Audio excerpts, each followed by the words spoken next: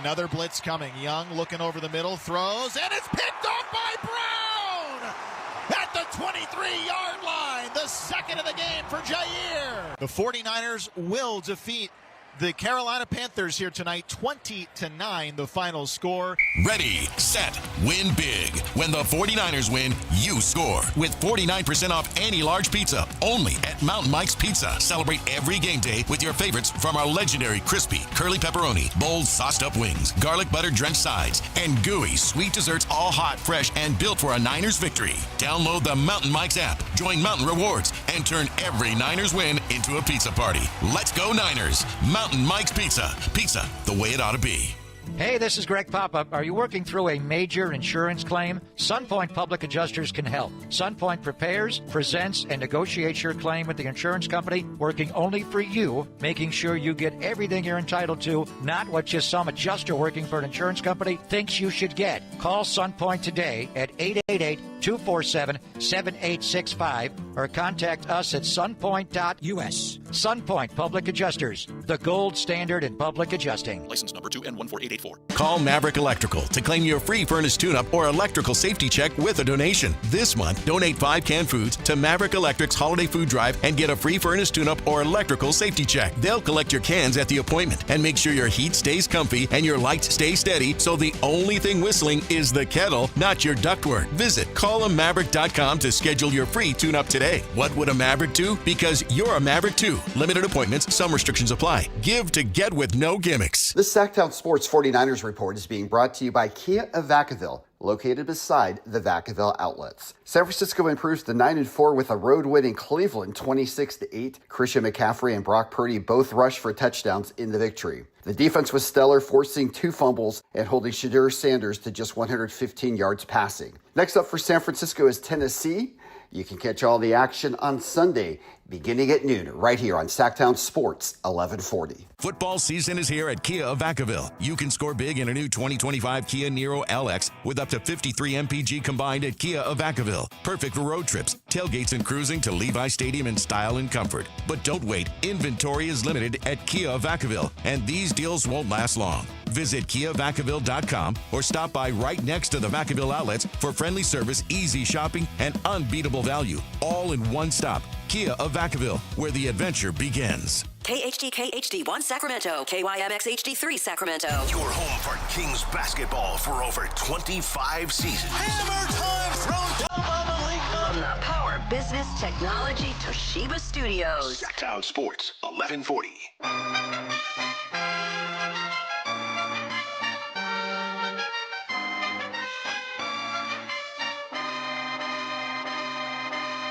Your home for Kings talk and so much more. Live and local. Allen Stiles on Sactown Sports.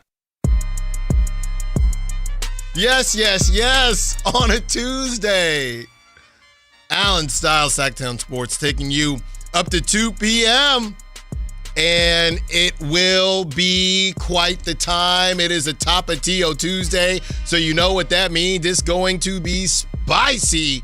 Michael Scotto joins us in an hour. I repeat, Michael Scotto of Hoops Hype. That article that dropped the day before Thanksgiving, that heater of an article, Domantas Sabonis and his usage, DeMar DeRozan and the Clippers. If the Clippers don't end up selling, now I'm seeing they might move off of Kawhi Leonard. Zach LaVine and the Bucks, Keon and the Pacers. All of that coming up at 11 o'clock. If you can't tell, I am extremely excited to talk to my guy out there. And I can't complain to him. He's one of the guys that I cannot complain to about the weather because my brother is in New York. So we know how it is on the East Coast right now. And really, it gets bad on the East Coast on the other side, right? Once you get, and I had to learn that the hard way. I thought, okay, cool. November, December, it was pretty cold, but we're on the other side now. No, my boy. No, my guy. January, February, that's where it really goes down. So we're talking to Michael Scotto in an hour. And if you want to be up to date on all things Kings and what the rumor mill is saying, what the buzz is out there in the streets, You don't want to miss it. So that's coming up in less than an hour now. DeMar DeRozan had some things to say when he was asked about if he feels change is necessary following the Kings' 5-16 start. So we will tell you what he had to say. That was right after a practice, I believe. So we have that for you. We also will get to this crazy night in the NBA as the Wizards actually won a game, which we could also say when the Kings win a game. The Kings have another day off today. They head to Houston, who will be hot and heavy because they just lost to the Jazz, because the Jazz are good now. And the Jazz have decided we're accidentally going to be better than the Kings. And the Clippers have really taken the mantle from the Kings. Because here's the thing about the Kings. Nobody thought it was going to work in the basketball world. That's the only good thing. They were questioning why the Kings did this, right? And out here with the purple lenses on, some of us tried to convince ourselves that maybe, just maybe, this thing could work in some capacity. The Clippers, everybody thought that this was going to work. Everybody thought that this was going to work, and it has done the opposite. And Kawhi, he's missed games, don't get me wrong. He's missed games, but on top of that, the collection of talent that they added, they should not be playing as poorly as they have been. They were down by, I think, 30 to the Heat in the Norman Powell revenge game. So it's been a mess, and we're going to break down how this affects the Kings as it pertains to the trade market. And if there ends up being too many sellers, right? We thought it was going to be the Kings and the Mavs. Somebody looks like the Bulls might want to take a chance on Anthony Davis. He's from out there. So the Bulls, they might want to accelerate their timeline. He's from out there. They might make that move. Might not cost them as much as they thought it once would. So they're going in that direction. So we know the Mavs were going to be sellers. We knew the Kings were going to be sellers. And we knew there was going to be some random big names out there. All the normal names. Zion is going to get thrown around. Now you add Ja. Now you Trae Young, another name. But if the Clippers enter this, the Clippers, they have a treasure chest. Number one, that DeMar DeRozan to the Clippers thing would be cooked. Right? When I look at the Clippers, they got two options. They can sell and say, you know what, we're going to get back some young talent and see what we can do. Or they can take a big swing, and that big swing would probably be more than DeMar DeRozan. They are officially more than a DeMar DeRozan away. So we're keeping an eye on that because we wanted them to lose, right? We wanted them to need help. But now the Clippers are losing too much. And now they might be beyond a DeMar DeRozan not reunion, but a true homecoming, even though they tried to tell us that DeMar had come home when he is from LA and we are in Sacramento. An actual homecoming, that's where we are at. So we're going to break down this Clippers thing. We also want to talk about the quarterback situation, man. Drake May, he's the guy this year.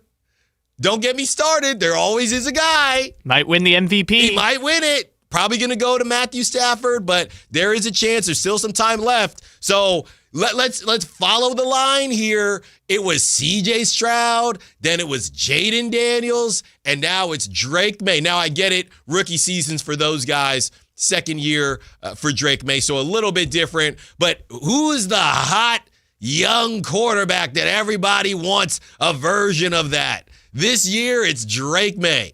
And I start looking around, so I compiled a list, and we're going to get to it in 20 minutes. I compiled a list of guys that are 25 or younger.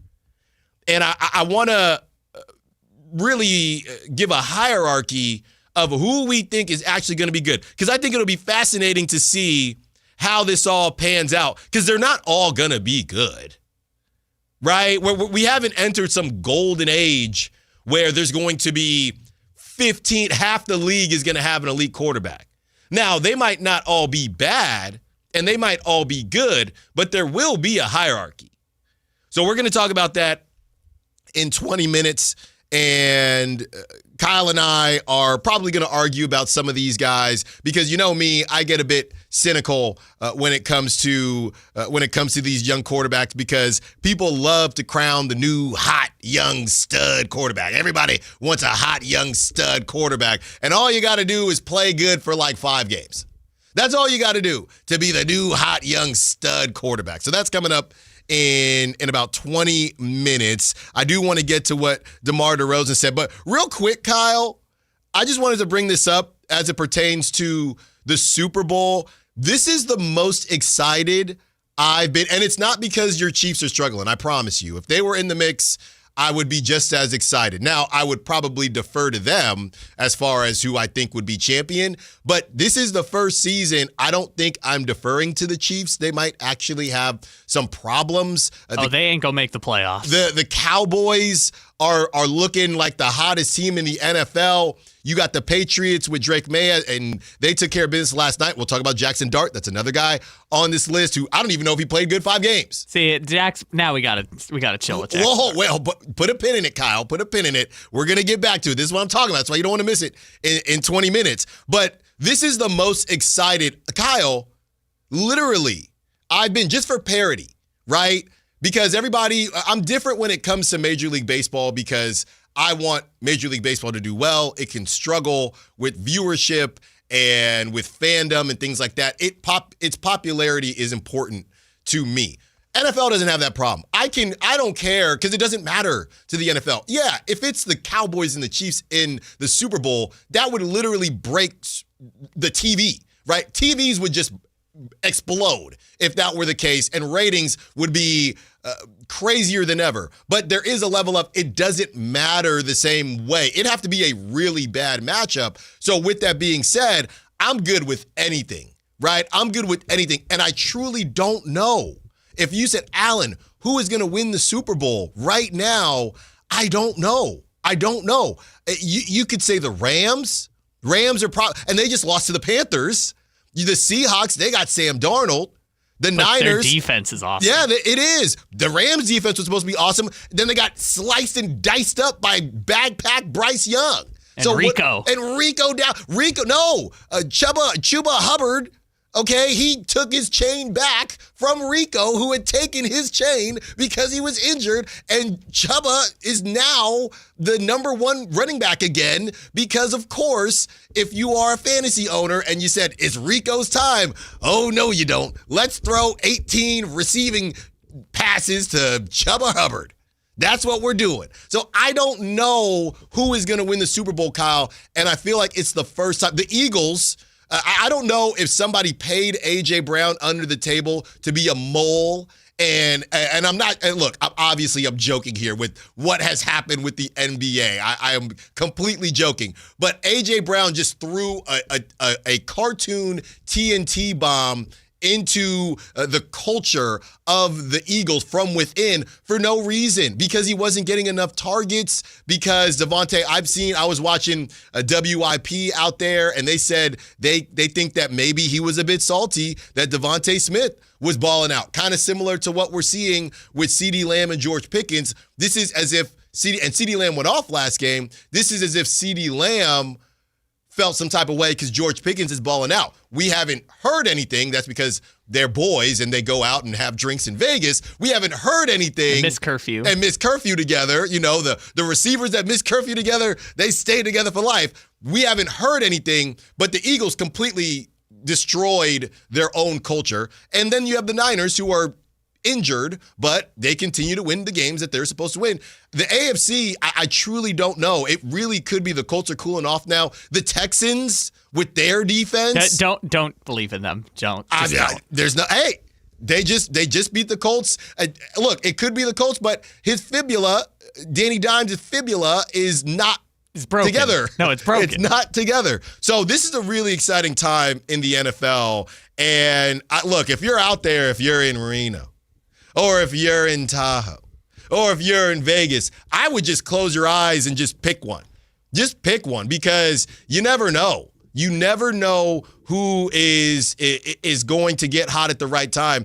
And this season, above all else, look, early on, my Bucks, I call them my Bucks because Baker is my fantasy QB. Early on, my Bucks were rolling. They hit a wall. They're done. They're not done, but they're not doing anything. They're just injured. Yeah, it's unfortunate. I didn't even mention the Lions, and now Amon-Ra St. Brown, soft tissue, his hammy is jacked up. The Lions' offensive line is so cooked, they tried to drag Frank Ragnow back. And they said, no, you're not healthy. We can't do it. Yeah, they said, like, literally, we can't do it, my guy. I'm so sorry. But, yeah, no, the Lions are cooked. The Bucks are kind of cooked. I think it seems like you're excited because we have fresh blood for the first time in what feels like, is it a decade? Yeah, no, that's what I'm saying. It went straight, the handoff went straight from Brady to Mahomes. But even in the NFC, too, like the NFC used to be like, every team wins the conference once. I think at one point it was like 12 different franchises went to the Super Bowl in 14 years or something like that in the NFC. But for the last 8 years, I'm thinking back. So last year was Eagles. It was Niners before that. It was Eagles. It was Rams. That weird Bucks championship. 49ers. Rams, Eagles. Like, it's the 49ers, Rams, and Eagles every year in the NFC. Now it feels like you've got those teams, but also some fresh blood with, the Bears are kind of decent, and the Seahawks are decent. Any of these teams can get hot. And you know what's the funniest thing about the AFC? If I told you that Mahomes is finally not taking only, a gap year. Yeah, taking a gap year. Not only is he probably not going to the AFC Championship, that streak is going to end. They might not make the playoffs. What would most people say? If I told you that at the beginning of the season. Oh, Mahomes got hurt. No. Oh. What would most people say? They would say, oh, okay, well then it's Lamar time. Or it's Joe Burrow time. And them brothers, they also might not make the playoffs. So it's a completely random season. It might be bad for ratings just because I think last season with the Taylor Swift stuff and Jason Kelsey, that was a heck of a season, and that was a heck of a matchup for the NFL. So the Super Bowl might not get there ratings-wise, depending on what happens. Mahomes could still get hot. The Eagles could still get hot. The Cowboys could get hot. Anything could happen. Also, last year's game was just a blowout. Yeah, but I'm just saying, just to initially even get in there and the excitement leading up to it. So anything can happen, and I haven't felt like this, and I don't think it's been, not just me, it hasn't been like this, even if you felt like last season. Okay, well, the Chiefs aren't doing well, but they're going to get hot, and they did get hot. This is real this time. Well, to your point about the AFC specifically, also they just flashed the playoff picture on one of the TVs we have in here. Mm-hmm. Josh Allen's the 7 seed right now. Crazy. No Joe Burrow, maybe no Lamar. If it is, they're scraping to get in. It's either Lamar or Aaron Rodgers' corpse. Yeah, or 57-year-old Aaron Rodgers and his bloody nose. And his broken hand in 2 places. Yeah. Yeah. Aaron Rodgers' corpse or Lamar Jackson will make it out of the AFC North. Yeah, I mean, I didn't even mention the Broncos. Yeah, someone's going to get them. If you look at the one-score game, they can't all get got. No, you think everyone's getting got? No, I thought the Colts were legit, and then Daniel Jones broke his leg. But Broncos, you look at those one-score game totals; they're like 7-0 in the one-score games. Someone's going to get them in the play. If Buffalo, because the playoff matchup right now is Buffalo and Denver. You're telling me Buffalo's not a 3-point favorite on the road in the first round? You telling me that Patrick Surtain can't lock up Shakir? Well, he's out right now. But you telling me what? I'm just saying that I don't believe. The point, though, is that you've got the fresh blood and you actually might have someone who's not Josh, because literally the last six AFC championship games has been some combination of Mahomes, Allen, Lamar, and Joe Burrow. Those are the only people who make it to the final 3. This year, there actually might be some fresh blood and a crazy stat because Kansas City probably is not going to the AFC championship. Yeah, no, Kyle, you got me tripped up. I'm pretty sure. Yeah, I think Pat Surtain is back. Oh, he's back now? Yeah, he played yesterday. Oh, okay. Yeah. I was like, wait, I'm pretty sure they said his name. My bad. Mm-hmm. He was out for like 4 weeks. I didn't know he came back. I was traveling on Sunday. But I will say, crazy stat. So let's assume the Chiefs are not going to make the playoffs. Mm-hmm. To your point about parity, it will be the first time that the AFC Championship game will not have either Brady or Mahomes since 2010. Crazy. 15 straight seasons, either Brady or Mahomes has been in the AFC Championship game, and now it feels like, someone else is finally, like Burrow stole one, Joe Flacco stole one, but for the first time in a while, it feels like, there's actually fresh blood in the AFC. And I think that's probably where the excitement comes from. Right now, the championship odds, the Rams are the favorites. This is on Bet365. Rams are the favorites. Seahawks have the second best odds. Packers have the third best. The Niners, Niners are at plus 2,500. There's no way. Yeah, that they get there? That they get to the Super Bowl? I think anything is possible. That's what I'm saying, though. If you look down here, right, and I know the Chargers are kind of imploding and they just get to play the Raiders 12 times. Yeah, their offensive line is broken. But the Bears are at plus 3,000. The Chiefs the Chiefs and the Ravens are both at plus 1,600, which is better than the Niners at plus 2,500. I'm not just trying to be a homer because we are the Sacramento home of the San Francisco 49ers, but plus 2,500, why not is a better question. Why not? Texans, I know they have no receivers besides Nico Collins, but Texans at 2,800, there's some good value out there. I'm just saying, there's some good value out there. The Broncos at plus 1,100. So this is, even the Eagles. The Eagles now have the fifth best odds, they're tied for the third best odds with the Packers, who I'll never believe. And the Bills are at plus 1,000.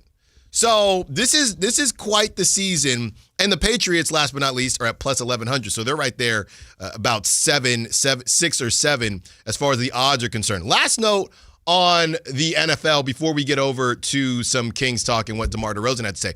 Last note on this, fact or fiction, if Travis Kelce retires at the end of this season, which now he can't if they miss the playoffs, he ain't going to retire. No, he's done. I don't know. He missed the playoffs. It might be easier because there's no revenge because they missed the playoffs. Well, but he done. If he retires, would the crown to the best quarterback tight end connection go to Brock Purdy and George Kittle? Now, I know Tucker on the Packers was balling out before his season ended. I know there are guys out there. Sam Laporta can't really stay healthy, and they've kind of moved past him being a focal point. Dalton Kincaid can get hot, but think about it. I was watching that game against the Browns, and George Kittle came back before Brock Purdy, and Mac Jones, he's just not his guy. Right, I'm not saying, and I do think George Kittle probably is the best tight end right now. He just has to stay healthy. I'm not even saying that. I'm saying the connection. The best QB tight end connection, which is so important when it comes to the postseason. I don't know who's better. Now, and by the way, I know people are going to bring up Arizona. Trey McBride. But I would say this. Trey McBride is the equivalent. I thought I came up with this last night. Trey McBride is the Cam Thomas of tight ends. He's just out there chucking. He's just out there getting crazy numbers, and the Cardinals stink, and he's just always open. He might be better as far as production than George Kittle, but specifically QB tight end connection, I'm pretty sure Brock Purdy and George Kittle will take that crown if Travis Kelce retires. So I just pulled up the tight end receiving numbers. McBride has 88 catches. Next closest is 70. Next closest after that is 59 with Kelce. So he's got 30 more catches than the third place tight end. Receiving yards. But I'm not talking production per se. No, I'm saying connection. I'm just using this as a gauge for who the best tight ends in the league are. Because honestly, other than Kittle and McBride, I guess Brock Bowers with the Raiders, who are the best tight ends in the league now? Yeah. Just here's the list. 11, Jake Ferguson. 10, Harold Fannin with the Browns. Number 9, Gadsden with the Chargers. Kyle Pitts, Dalton Schultz, Brock Bowers. Ironically, Jawan Johnson with the Saints. Hunter Henry with the Patriots. I don't even know who the best tight ends in the NFL are after Kelce. It's like the position doesn't do as much pass catching anymore because everyone wants slot receivers and running backs who catch. Well, it just kind of depends, right? You either have a a slot receiver, running back who's going to be your check down guy or your security blanket. It used to always be the tight end. Now, certain tight ends are more than that. Trey McBride is basically a receiver. He's not just every tight end has different roles. Like Cade Otton. And again, I follow Baker because of fantasy. Cade Otton is Baker's check down security. He's not putting up big numbers because Baker's just going to find him if Tez Johnson can't get loose and Sterling Shepard and whoever and Chris Godwin, who they finally got back. Egbuka every now and again. Egbuka is just getting locked up all the time. So there's different versions of tight ends, and I think that's a good point. But with that being said, that also lends itself to my point because George Kittle is both.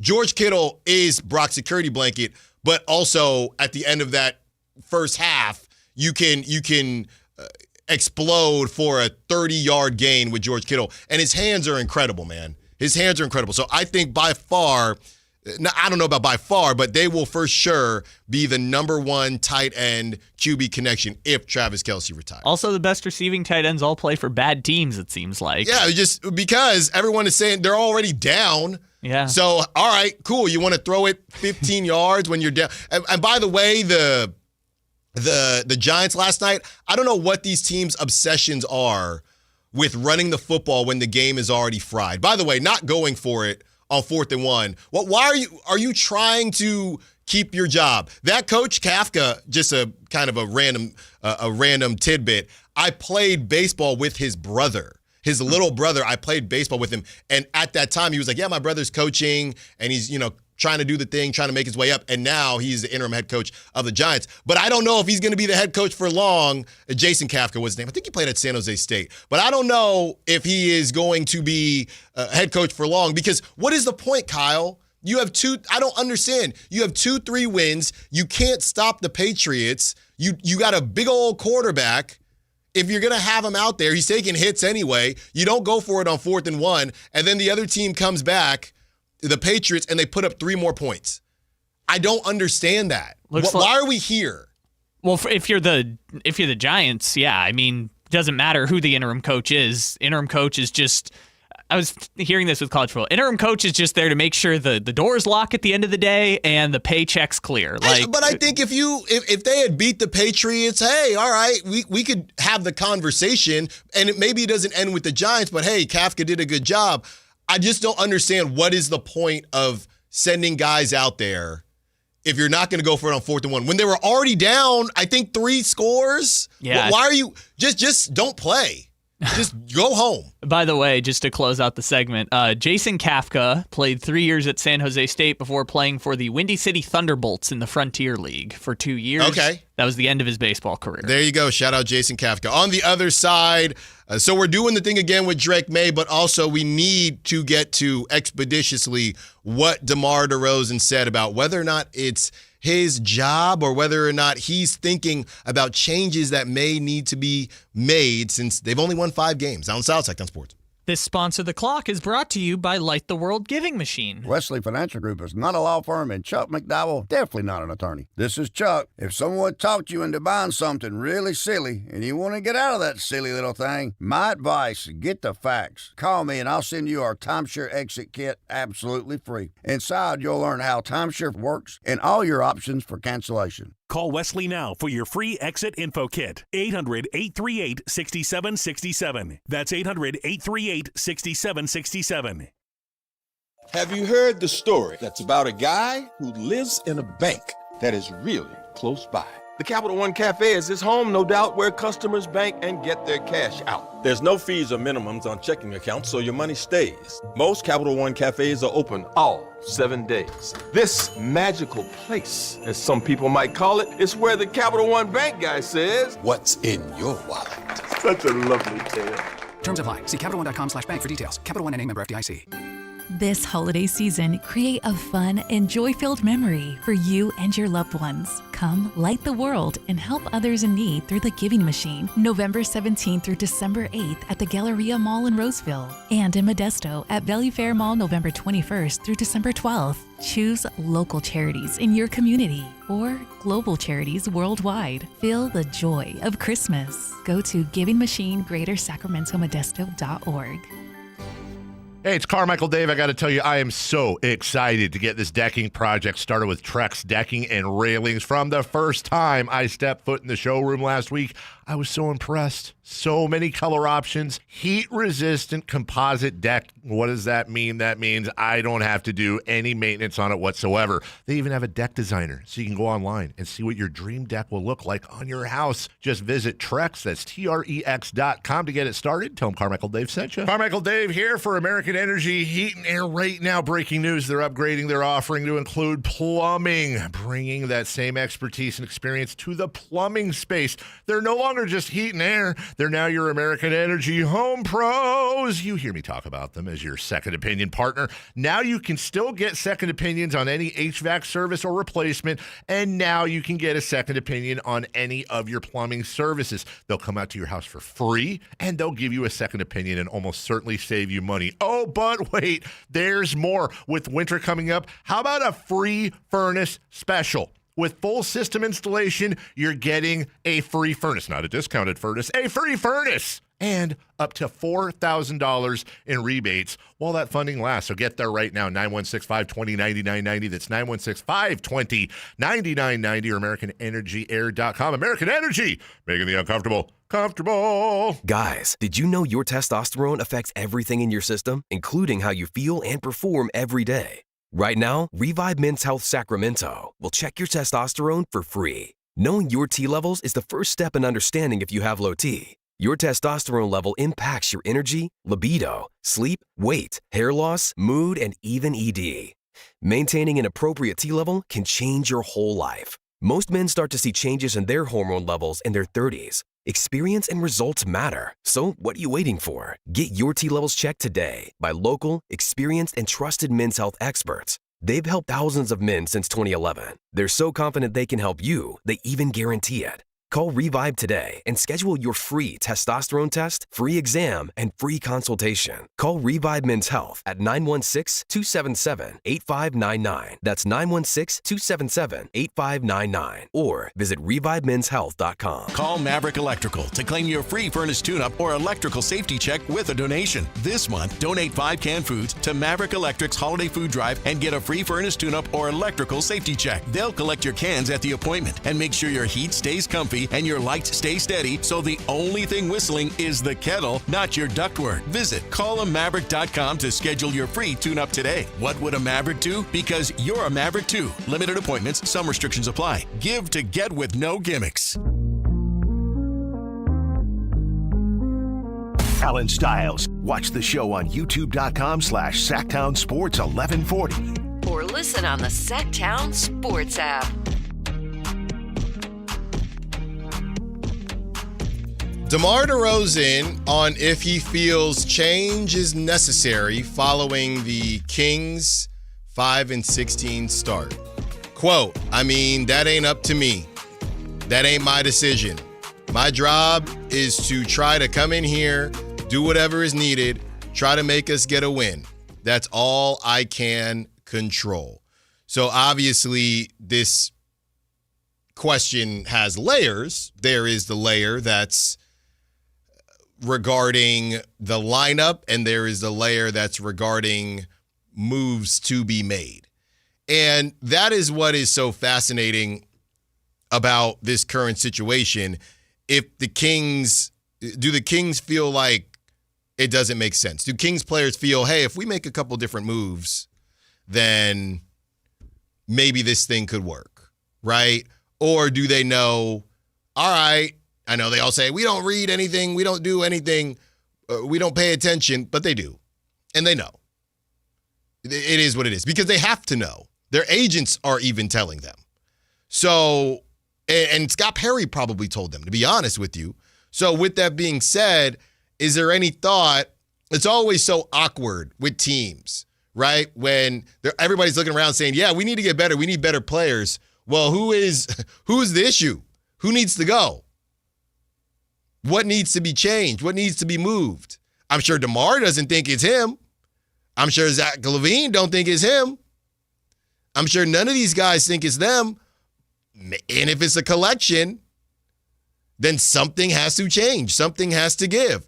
But that's all that DeMar can say. That's all he's really supposed to say. I think if he had said anything else, it would be even more noteworthy. And I wanted to get into this because I saw a note on Chris Middleton. Chris Middleton was doing an interview, and he said, quote, "When you get traded, it's a huge confidence killer, especially if you're not in control of it.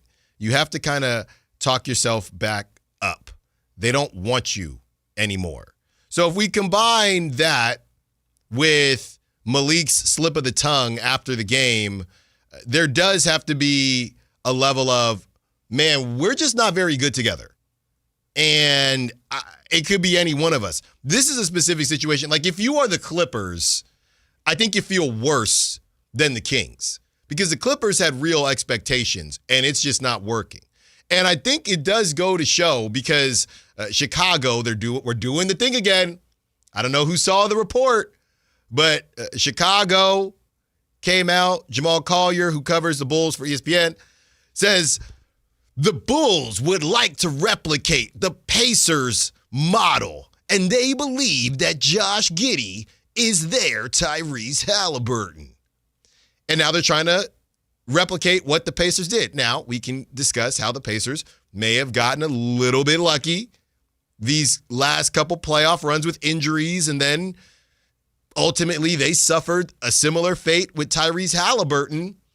But we know that this thing runs with Tyrese. They got shooters, they got defenders, and they had a big man that could stretch the floor in Miles Turner. So we understand that thought process, and that went on to bring up the Anthony Davis piece, right? Pascal Siakam, guys like that. Could there be a level? The article said, could they need to find their Pascal Siakam? And I don't know if that's just their secondary score, and that's who Anthony Davis would be. So now the Bulls are trying to follow that model.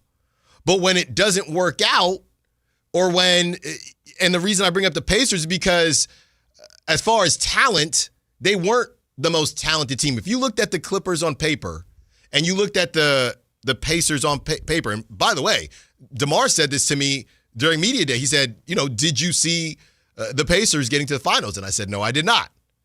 And his point was, you look at things on paper and it might not make sense, or you might not see the value, but then you play together and it clicks. Now, it did not click for the Kings, but at that time we did not know that. So you look at this Clippers team on paper and you say, oh yeah, I mean, why wouldn't that work? And now I don't know if there wasn't enough time. I don't know what it is, but they just haven't gelled very well together. And when they go out and they get different names and they move on from a Norman Powell, maybe Norman Powell, hey, it's a one-off season. We don't know if he's going to be able to replicate that, and he's playing pretty dang well in Miami. But there was a level of we know these guys, right? I think the Clippers are probably just suffering from bringing in too many randoms, too many random people, and they probably thought, hey, we're just going to get to know each other and win games because of our talent, and they didn't. And they did lose Kawhi for some games. And bringing it back to the Kings, it's a little bit different because people didn't think the Kings were going to be good. They were set at 34 wins. They're not even going to scratch that. It was 34 and a half. I don't see them getting there.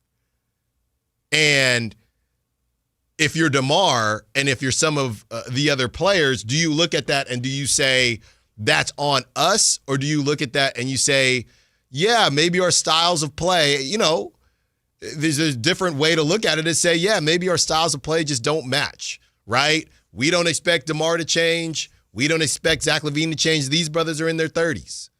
We don't expect Russell Westbrook to change, and I don't even know what you would change with Russell Westbrook. We don't expect these guys to change. So at Domantas Sabonis, that goes to the usage thing. He's actually had to change. So maybe this thing just isn't adding up. It's a little bit different than what Chris Middleton is saying when he speaks on, hey, you're getting moved, right? Because we don't need you. It's almost a collective. I don't know if you feel better or worse, but Scott Perry is basically saying, I don't need any of you, really. None of you have a level of value that I think is worth it to hang on to. And that is what's being reported besides Keegan Murray and Nee Clifford. Everybody else, Don't let the door hit you where the good Lord split you. That's where they're at right now. And if you're DeMar, do you look at that and say, well, this was a failure, we failed? Or were we just not set up for success? Is it something that it would carry with you? Because somebody believed in you. Now, if that somebody is not a basketball mind, how do you feel about that? If it was ownership and they cobbled this thing together, which they kind of did, or at least the reports say, do you look at that and say, look, man, it's not as if some GM came in and Monty had to fall on the sword for some of it. We still don't really know. But it's not as if some GM came in and did all this work, very similar to the Clippers, which funny enough, Kyle, Monty gets in the building and it just goes south. I'm being tongue-in-cheek here, but he is in that building, and it did go south. And we all said, wow, look at Monty. And they decided, Bradley Beal? Yeah. That sounds good. Yeah. 6'3". All of a sudden, they're interested in a combo shooting guard with questionable defense. And now... Which they already got rid of one in Norman Powell. Yeah. And now, well, that was the whole thing, right? They tried to, I guess, skirt the system a bit with Bradley Beal. We're going to get Bradley Beal on this crazy discount. And other teams were interested. It wasn't just the Clippers. And it didn't work out because Bradley Beal is Bradley Beal. Right? Well, then he got hurt. I'm just saying that's kind of part of the Bradley Beal story at this point. Yeah. He can't stay on the floor. He's turbo cooked. Yeah, he can't stay on the floor. So it's a different comparison between the two. But if I'm DeMar, am I looking at this team saying, man, I wish I could stay and I wish we could figure it out and work it out?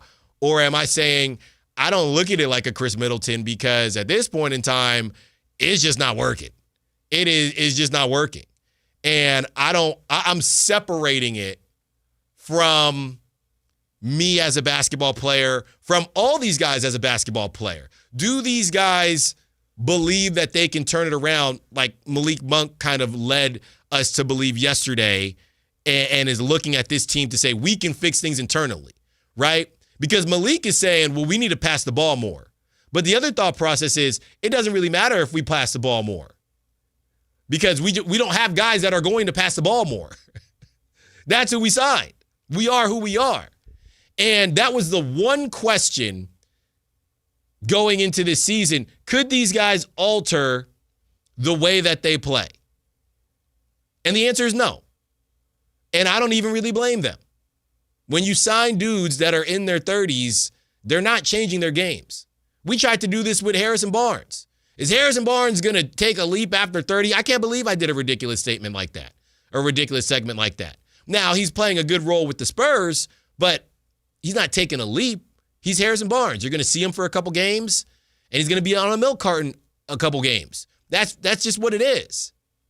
But on the Spurs, it's not as big of a deal. So, of course, DeMar is going to say that this is not what he's thinking about. My job is to win games. But I do wonder deep down, do they look at this and say, man, we let anybody down? Or do they say, yeah, I mean, this kind of doesn't work. It kind of looks like somebody played a little bit too much 2K. It kind of looks like somebody was playing fantasy basketball. And it's not going to work. And somebody's going to get sacrificed now that there is an actual basketball mind with autonomy. That's what he's telling us, in Scott Perry, to make those decisions. On the other side, let's keep the conversation going, opening up the phone lines, 916-339-1140.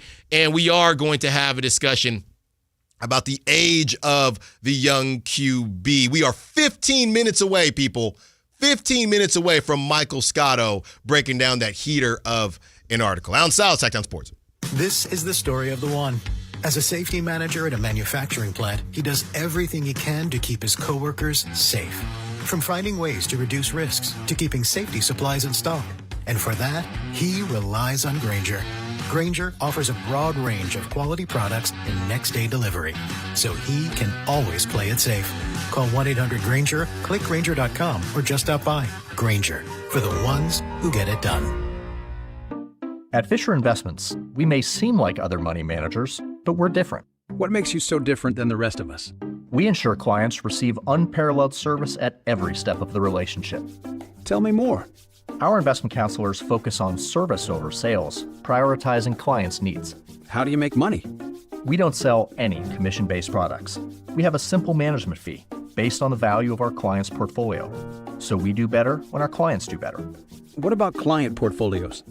We get to know each client, their finances, family, health, lifestyle, and more, and then we tailor a portfolio based on their specific goals and needs. Your clients really come first then, huh? Yes, we make them a top priority. Our goal is helping them achieve a comfortable retirement. Wow, maybe we are different. At Fisher Investments, we're clearly different. Learn more at FisherInvestments.com. Investing in securities involves the risk of loss. Year-end pricing's in effect. Every vehicle's priced to sell before the new year during Happy Honda Days. At Folsom Lake Honda, your one-stop Honda shop. Get behind the wheel of your new Accord or Civic today. Own or lease during Happy Honda Days at FolsomLakeHonda.com. As a family-owned and operated dealership since 2009, customer service is our #1 priority. Our customers love doing business with us, and you will too. Folsom Lake Honda is your one-stop Honda shop. Folsom Lake Honda. Visit us at FolsomLakeHonda.com. Your one-stop Honda shop. Capital Casino, Sacramento's #1 poker room with primetime football. It's back. Capital Casino is giving away $500 per game in high-hand bonuses for every Sunday, Monday, and Thursday night primetime game, offering the best food, best service, and the best action with the most variety of games in the region and conveniently located at 411 North 16th Street in downtown Sacramento. For more information, log on to capital-casino.com, and please gamble responsibly. 1-800-GAMBLER. $5,000. That's the average amount of money people in the U.S. are now spending on gas in a year. $5,000. That's crazy. If you drive, you have to download Upside, the free app that gives you cash back every time you get gas. That's right. You can earn real cash back with Upside just by buying the gas you're already buying. You can literally start earning cash back today. I use Upside every time I fill up, and I've already made around $200-300. You're putting gas in your car anyway. Why not get real cash back? If you like free money, download Upside. I'm saving the cash I earn from using Upside to help pay for a vacation later this year. Download the free Upside app now to earn cash back every time you buy gas. Use promo code BOOST25 to get an extra 25 cents per gallon on your first tank. You can cash out anytime right to your bank, PayPal, or a gift card for Amazon and other brands. Just download the free Upside app and use promo code BOOST25 for a 25 cents per gallon bonus on your first tank. That's code BOOST25 for a 25 cents per gallon bonus. Allen Stiles You could join the show by texting 916-339-1140 on Sactown Sports. 15 minutes away from Michael Scotto of Hoops Hype. You do not want to miss what Michael Scotto is going to have for us as we break down his article. By the way, Sam Amick with a Ja Morant-focused article. Now we got to have a drop for when the new Amick releases. Brand new banger from Sam Amick. We even call it now that Amick dropping. Like it's a mixtape. Literally. That's been dropped on a Friday. That new Amick just dropped. Literally, new Amick just dropped. This one is focused on Ja and the Grizzlies, but in that article, and this is something that Michael Scotto also mentioned as far as Ja Morant, in that article, it was the Timberwolves and another team, but it was the Kings. He said Kings, Timberwolves, and others are going to pay close attention when he returns from injury. That's always so interesting. Why do some get thrown into the others, but Kings, does that mean that Kings and Timberwolves are paying more attention? I think it means the Kings and Timberwolves are willing to put their name on it versus other teams, Like Sam says, hey, is it cool if I include you? And they say yay or nay. Not necessarily. It's that the Grizzlies, people with the Grizzlies are probably saying, oh, we've gotten about like 5 teams that are interested. And then Sam is tinkering around the league and checking in. And some sourcing from those organizations is like, oh, yeah, we're totally interested. There you go. So we will break that down. And like I said, Michael Scotto is going to join us in less than 15 minutes now at 11 o'clock for everything he had to say. If you're curious about this is a big one. And this is the first question I'm going to ask my guy Mike. The first question I'm going to ask is, do you personally think the current production or playing time matters for these vets? That is the number one conversation that I see with Kings fans and Kings media.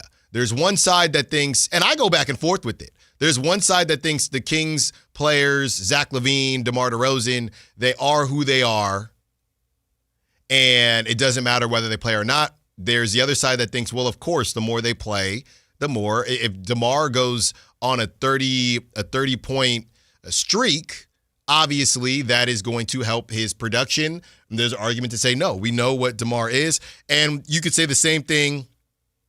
You could say the same thing with Zach LaVine. I just got a text from Michael Scotto, says, may need another 15 minutes on this call. I'm waiting. So I will keep you in the loop, but it will be at either 11 or 11:15. And the other thing that I want to ask him about is not just Keon Ellis and the Pacers checking in, but also what is his theory on Keon Ellis? Could this be about Keon Ellis and the trade asset that he is, not wanting to get him injured? How often that happens throughout the league, okay? So that is what we're going to get into with Michael Scotto. That's going to be 30 minutes of commercial-free talk like we do at the top of every hour, so you don't want to miss that. It's supposed to be at 11, but Michael Scotto, very busy man. It might be at 11:15. We will give you more information as soon as we have it. Now, Kyle, you added somebody to this list, okay? And we're doing the thing with Drake May where he's the hot young QB. Oh, boy, we're starting here. He is the hot young QB that everybody needs a Drake May now. The difference between Drake May, to me, and some of these other young quarterbacks, so I have this list, Kyle, and Drake May, and it's all guys that are 25 or younger, all right? You added Cam Ward. I saw you add it. I did. The reason I don't have Cam Ward is because these are guys, I know he went number 1, but weirdly, and I saw somebody else say this, he's the least talked about number 1 QB in the last 10, 15 years, it feels like. I'm doing guys specifically that have been the hot young guy. So Cam, to me, based on what they've done in the league, so Cam, to me, is not on this list yet. Right? This is why Bryce isn't on this list. And I really didn't want to put Trevor Lawrence, but I had no clue. I had no choice. If that's what you're going by, one of the names on here is crazy. Okay, well, I'll let you speak to that. So these are all guys to me that have been the hot young guy, and a lot of people feel like we're set, right? We are set at the quarterback position. But all these guys aren't going to be, I don't think, elite. It's just a numbers game, right? They might all be decent, but I don't know that they will all be elite. So let's go through, and if you're doing it like we can do it like a King of the Mountain, all right? And I have this in no particular order. We're just going to go King of the Mountain, and we will see who we think collectively will be the best, and then by that time we'll kind of have a list, right? So is Drake May our king right now? I'm going in order. All right. And it's just a random order that I cooked up. Okay. So first, we're gonna start with C.J. Stroud, the king from 2 years ago. C.J. Stroud is our current king. Rookie of the year. Yes, he is our guy 2 years ago. We all need a C.J. Stroud. Then he went to Japan with Micah Parsons and did sumo wrestling, and it hasn't happened for him since. Well, and the Texans also decided, you know how we're going to support our young quarterback? By trading an all-pro left tackle away. Yeah, well, I mean, they had a lot of wide receivers last season. They just all got hurt at the same time. Yeah, but they now can't protect him, which is crazy. All right. C.J. Stroud is our king. Next, to take the court, Jaden Daniels. Let's just start hot. Is C.J. Stroud still your king? God, I'm not the biggest Jaden Daniels guy, but I still think I'm Jaden Daniels over C.J. Stroud. I don't know. It's tough. They're basically the same, which is ask me again next year. Yeah. Yeah, again. It's like a magic 8 ball. You shake it, ask again later. Just I need to see more. So here's the reason I'm going to go Jaden Daniels. I'm going to go Jaden Daniels because there are certain guys that do the happy feet thing, and C.J. Stroud kind of scares me. He gets a little, dare I say, Jimmy G-esque. He's just the first quarterback I think of with the happy feet. Jaden Daniels looks in control all the time. He does. Yeah. He didn't look great this season before he got injured. But they also have Debo Skeleton and Terry McLaurin, and they can't. Basically, like you said, Kyle, two receiving cores that can't stay healthy. Yeah, that's the thing I'm stuck with Jaden Daniels because, like, last year when they went on that run to the NFC Championship, which, by the way, if Baker doesn't fumble that ball, they'd lose in the first round of the playoffs. But during that whole run, he's playing with broken ribs, and then this year he's playing through, I can't remember, was it an Achilles or a hamstring? I can't remember what his injury was this year, but I've only ever seen him playing hurt in the NFL, and he looks to be very good. So I genuinely don't know what to do with Jaden Daniels. Okay, so you're taking Jaden Daniels, though. I think I have to. Okay. Reluctantly. Jaden Daniels is our king of the young QB castle. Next, Jackson Dart. So you think the Giants are like, we're set? Yes. I mean, we're just set. No, at the literally, position. when I see graphics, they'll say, my QB on this hot young QB graphic. They think they're good to go. Okay. Without a doubt. Because he's been fine. Like, he's an average quarterback so far this year. Like last night, I don't know what to do with that performance. He's coming back from concussion. Looked like he didn't want to run that they much. also fired his coach. Yeah. And I think he could have ran a couple times if Schmal and Miles definitely needed him to run a little bit more. But yeah, they think he's hot. They think he's a hot man. I'll wait on him. Well, so Jaden is still king. So yeah, still Jaden. Jaden is still king. Next, having a great season, but this guy also was a number one pick, but never. I don't know if he's ever been the hot guy. Is Caleb Williams, who's having a great season. I don't think that he has ever had the hub or the pub of C.J. Stroud or Jaden Daniels because people want you to be good immediately, but he does look good this season. So does Caleb Williams hang around and take the crown, or is it still Jaden Daniels? This one's tough because I think Caleb Williams has a better chance of being elite than Jaden Daniels does.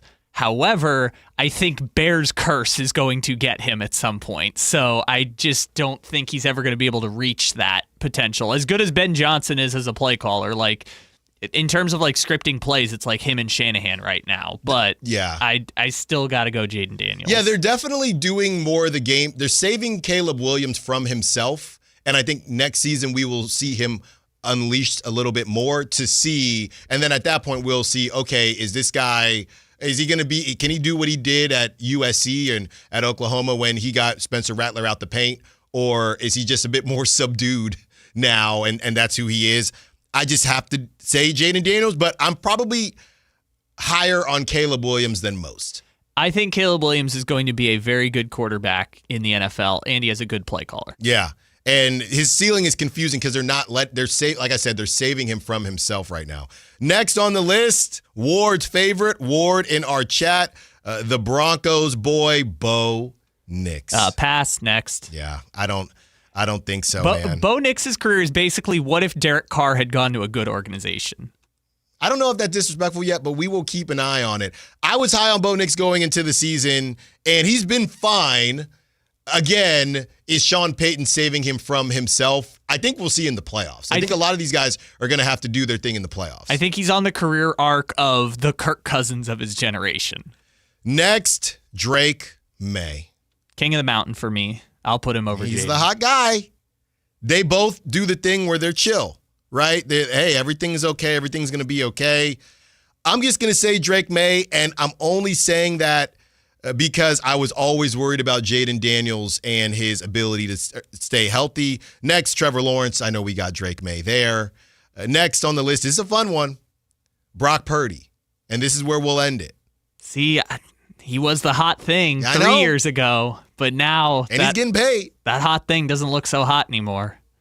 Drake May is our king of the castle. Yeah, I think it's Drake May or Jaden Daniels. Yeah. I'll accept either option. And we will have a lot to break down as it pertains to the Kings and the different moves that we've seen. Okay? Different moves that we've seen and different moves that we've come across as far as the Kings are concerned. And I think the reality is, the last note on this, Kyle, just on the quarterbacks, and funny enough, I think not a lot of people realize And it's weird to me because I took a little bit longer to look. When you're in the NFL, when you're a millionaire, you can decide to start your life a little bit faster, if I'm being honest. But you see these guys have kids and they're married, and you look at a little, especially in California, right? I told my wife, hey, there's no questions here. I just got to get this paper right, and I got you. But Brock Purdy, me and Brock, yeah, cool. Both girl dads, cool. We're on the same bed. Brock Purdy is 10 years younger than me. Brock Purdy is only 25. Brock Purdy's my age. Brock Purdy is only 25. And I don't know if his story and the fact that he's been in the league a couple years, it just felt like when I was looking up the ages, I just thought Brock Purdy was older than that. I think this is just a more normal thing because you're spending so much time around 30-year-olds, and that's just kind of the culture of like sports locker rooms in general. But also, I think part of it is in order to get to the league, so many of these athletes are treated like professionals from the time they're like 12 years old.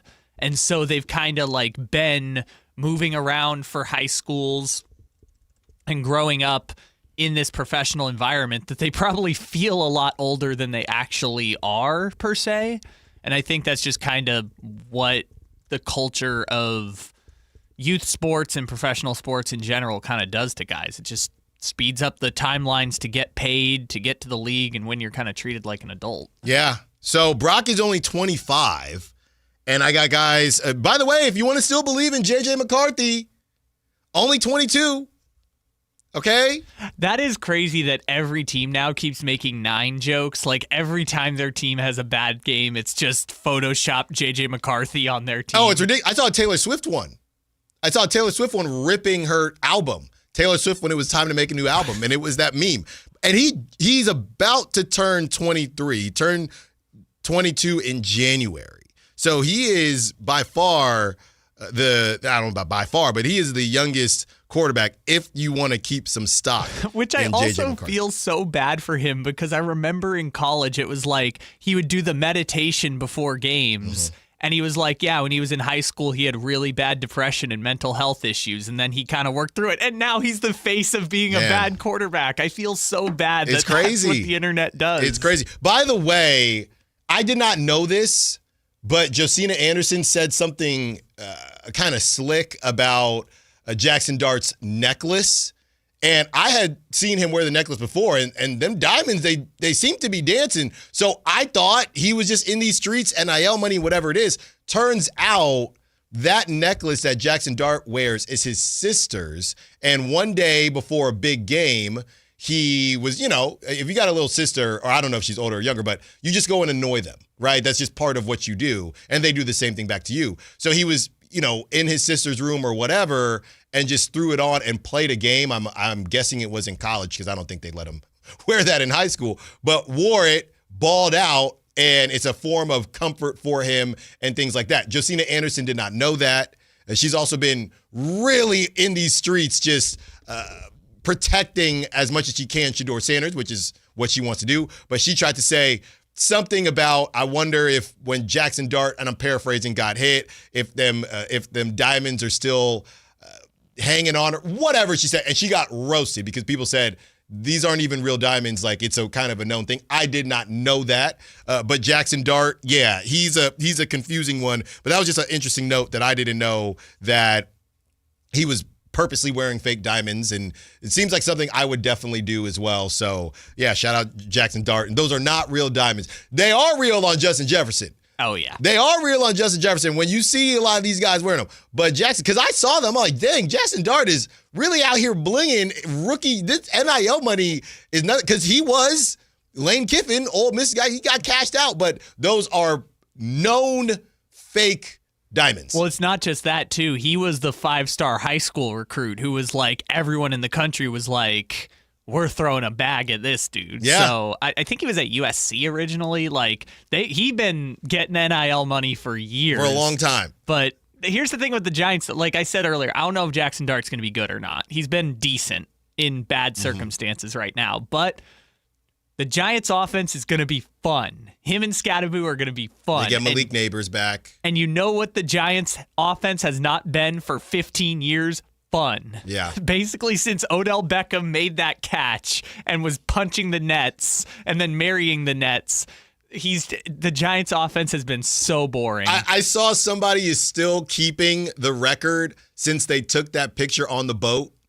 Yeah, I did see that. With the Timbs on and no shirts. And I think they're 40 and 100 and something since that picture, which is just hilarious. It'd be funny to look up the date and then see, like, are they the worst team in the NFL since that photo? Since that photo. Because they randomly made the playoffs at like 9-7 one time, but other than that, it's just been awful. Yeah, and I brought up Brock Purdy only being 25 because it gets a little sticky after this. I mean, Jalen Hurts, he dresses like a 37-year-old, but Jalen Hurts is 27, so he didn't make the cut.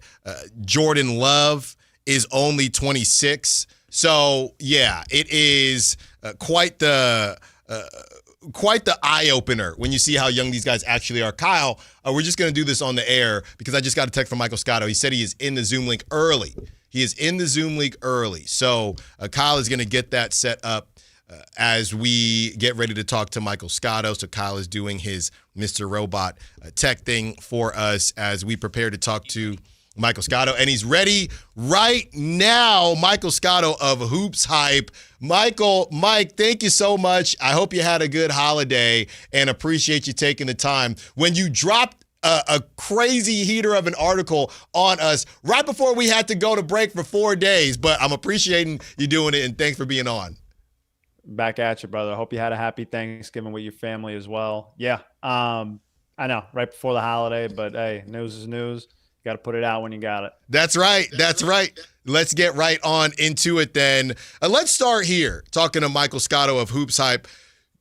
This has been a huge question among the fans of the Kings, whether or not these older guys, DeMar DeRozan, even Zach LaVine, I know Domantas Sabonis is out right now, whether or not they should be playing as much as possible or playing as much as they currently are to drive value, or is their value, it is what it is, right? Zach LaVine started out hot and has since cooled off. DeMar is kind of just steady Eddie. He's going to get you 15 to 20 a night, and it is what it is.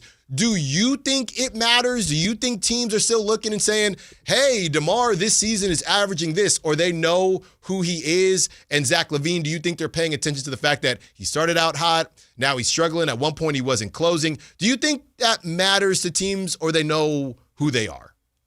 Teams know who these guys are for the most part, but what I would say is that if you're going to take back their minutes and decline them, teams are going to scratch their head a little bit and say, well, if you're not playing him, why should we trade for this guy? It's a little bit of a catch-22, but most people know what these guys are at this point. And big picture, it's got to do with a lot of it is the salary cap, where they fit on their books and things like that. But it's no secret at this point, Sacramento has a group of guys that they would gauge the market on if they can move them. I think it would behoove them to do so. Currently where they are, they're certainly not meeting expectations at this point. When you look at the talent on the roster, now I know that Domantas Sabonis has been out for a while, but it's been underwhelming to this point, to say the least.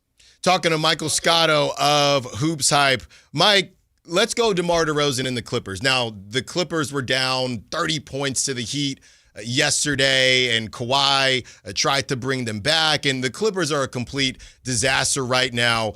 Do you think, at first we wanted the Clippers to need help, but do you think they have entered a realm that is past fixable by DeMar DeRozan? I know there have been some conversations between, or I guess surrounding the Clippers and DeMar DeRozan, but do you think it's getting to the point where they're past a DeMar DeRozan helping them, and it could be we're either going to take a big swing or we're going to make a big fire sale? Or is it still possible that they look to a DeMar DeRozan and maybe even somebody else to try to salvage this thing? I'll say this. The DeMar, look, I had heard not now. I know it's been elsewhere. Surprised me a little bit. The Clippers are one of the older adding DeMar DeRozan certainly to more to a realm than going younger. Yeah. I don't really know how he would move the needle unless you're just the scoring from You didn't get a non-factor. John actuating role there. Mike, I think we're going to try to get you on the phone. I don't know what's going on. It could be on our side or your side, but Kyle is going to handle it, and we're going to get you on the phone, and maybe it'll be a bit cleaner that way. All right, so just hang on. We're going to get that figured out for you. And man, oh man, look, I don't know what it is. I'm having the worst luck. I don't know what is going on, because this has happened with multiple people now, and I probably shouldn't be saying this on the air, but this has happened with multiple guests, and I got to get this figured out, man. I got some people to talk to after the show, because I don't know what's going on. Happened with Matt George. Now it's happening with Michael Scotto, and I'm sorry. I shouldn't be saying this on the air, but it's tough, because everybody is chiming in. We're promoting this stuff, and you guys are saying, I want to see what he has to say. And then something goes south. So I'm not putting that on Michael Scotto, because, like I said, we've seen this with others, and we got to get it figured out. So Kyle is handling it right now, and I'm just being honest with you guys. Like I said, probably shouldn't say it on the air, but that's just what it is. We got to get this stuff figured out as we get closer to the trade deadline. So Kyle, we're putting him to work. He's earning his paycheck today, and we're going to get Michael Scotto via phone and continue the conversation that way. Mike, do we got you? Yeah, you got me, brother. Sorry about that. No, I don't know. It's happened with other people besides you, so I wouldn't look to your side quite yet. But either way, we're happy to have you back. Appreciate you. And yeah, we lost you at the very beginning of the conversation as it pertains to DeMar DeRozan and whether or not that Clippers conversation is still hanging on. To me, it was a little surprising to see it kind of mentioned again, just from the standpoint of the Clippers are one of the older teams in the league. And, I guess if you're looking at DeMar as a guy that can replace the scoring of Norman Powell, because Bradley Beal wasn't able to before he got hurt, and John Collins has had mixed results there, I guess. But I don't think that that's ultimately going to move the needle for them. Their defense has taken a substantial step back from last season. Also getting Brook Lopez, he's had a lot of DNPs. Chris Paul has just gotten back into the rotation now after saying he's going to have a farewell tour on a retirement. But essentially, their defense has taken a major step back, and I don't think DeMar moves the needle there. So to me, I just think, again, this is a guy that you know what he is. And you got to be a win-now team that would be maybe looking to get him if you're going to make a trade. Talking to Michael Scotto of Hoops Hype. Michael continuing to go all the way down the line. Another person you brought up was Keon Ellis and the Pacers. Now, I thought the Pacers were interesting because clearly they are looking to get a top pick this season. They are not contending, and part of the reason you would want to grab Keon Ellis right now is because you'd get him on that cheap contract to end this season, and then you would go into hopefully extending him, not letting him hit free agency, and continuing on with him and his 3-and-D profile. Let me ask you this before we get to the Pacers and other teams that might be interested, as Mark Stein also said that the Kings are receiving calls. What is your take on the lack of Keon Ellis minutes? Do you think we were trying to go tinfoil hat and say maybe this is about trying to keep the asset safe? He's only playing 6 minutes, and Doug Christie is telling us every day how much defense matters. So it makes absolutely no sense. In your years of covering the NBA, is that something that actually happens? Could they be trying to protect the asset, and this could be coming from up top, or is this just Doug Christie not able to overcome a logjam? He just sat Russell Westbrook to play Neek Clifford a bit more, so he's done it, but Keon is not getting an opportunity. What's your thought on it? I don't understand it, quite frankly. I think if you're going to sit a player that you're about to trade, it wouldn't have been for this extended period of time. Mm-hmm. That's the baffling part of it. It seems more like it's Doug's call as far as the rotation and whatnot. And if you're going to keep a guy's value up, you would think you would try to showcase him more. and play him more. But nonetheless, any team that's looking to acquire him, the thought is you get his bird rights if you acquire him now before there's unrestricted free agency. So it would, in theory, give you possibly extra leverage to keep him in that regard, depending on where you are in the salary cap. Talking to Michael Scotto of Hoops Hype, getting on down the line from Michael's article. Be sure to check that out on hoopshype.com. Domantas Sabonis, this is something that we've seen before about his usage. But Mike, I'm looking here at the games played. He's played in 10 games. He's missed 11. They're at, 21 now.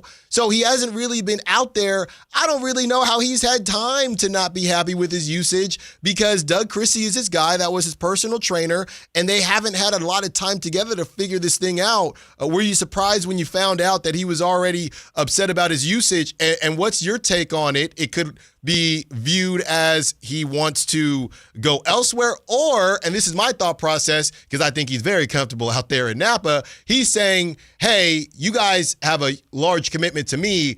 Some of these other guys got to go because it isn't working. What's your thoughts on it? I would just say that the trajectory of the organization since they've made the playoffs hasn't been ideal. Obviously, losing De'Aaron Fox in the trade hurt. And if you just look at his usage in terms of playmaking as a passer, it's not what it was. Scoring's a little bit down.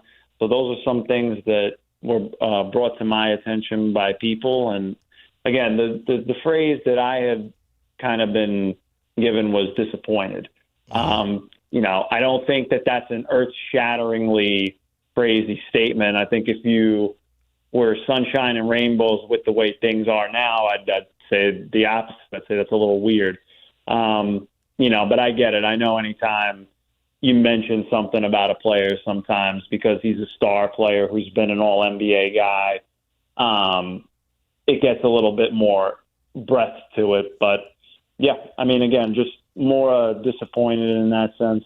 We'll see ultimately what they do going forward. But, that's what I had heard from several people. Talking to Michael Scotto, senior NBA insider for Hoops Hype. And another guy that got brought up is Zach LaVine. Now, we talked about just the vets in general and how Zach LaVine got off to a hot start and then cooled off, and at one point wasn't closing games, and now the Kings aren't even in close enough games to close. You brought up the Bucks. I couldn't, and I know you said it was very surface level, I couldn't really get there just because Zach LaVine makes so much money that they'd have to give up a couple different pieces. So the other approach I wanted to take on this, Mike, is it possible? I know he's a clutch guy, but is there any possibility that he maybe opts out and takes a 3-4 year deal at maybe a lesser AAV? Could that be where the Bucks make a move for him? Or are there, number one, is it malpractice for him to say no to $49 million? And number two, are there teams that if he does get hot, they would make it work? I know you brought up the Bucks, but maybe some other teams as well. Well, I mean, I've known the Bucks have done due diligence on him now. They've done it previously the year before. Last year, there were more talks about it. So far, to my knowledge, it has been more background due diligence, and whether they were going to make another talk or not, we would see. You can get there. You maybe need a multi-team deal. Don't forget, you got teams like the Brooklyn Nets with cap space, et cetera. But big picture, if I'm Zach LaVine, I don't know how you're passing on $49 million. I don't know where you're getting that, and then you worry about the future contract later on.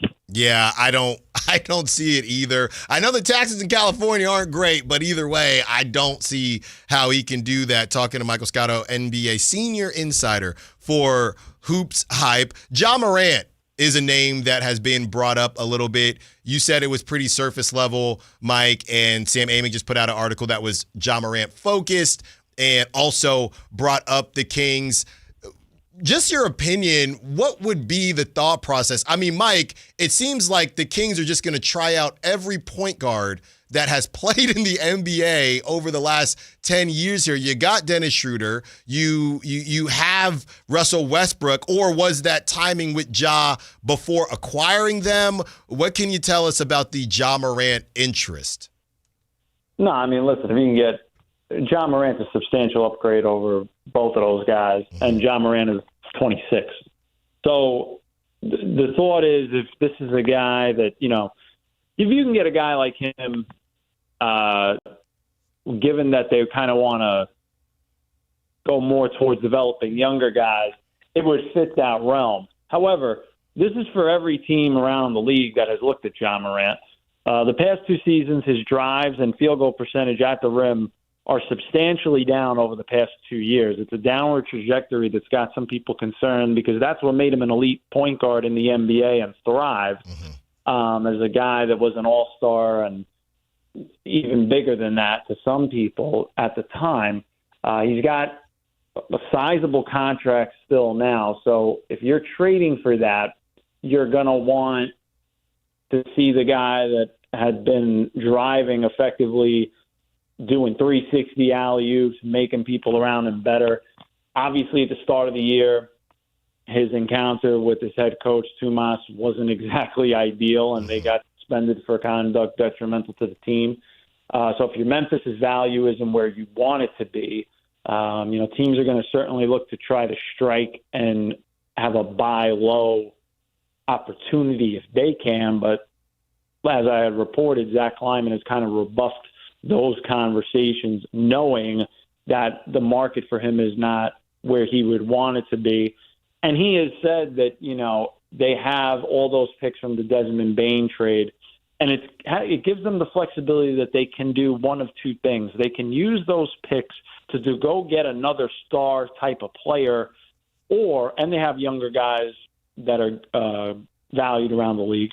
Or two, eventually you can say, well, maybe the Jaren Jackson era didn't pan out, and they can pivot.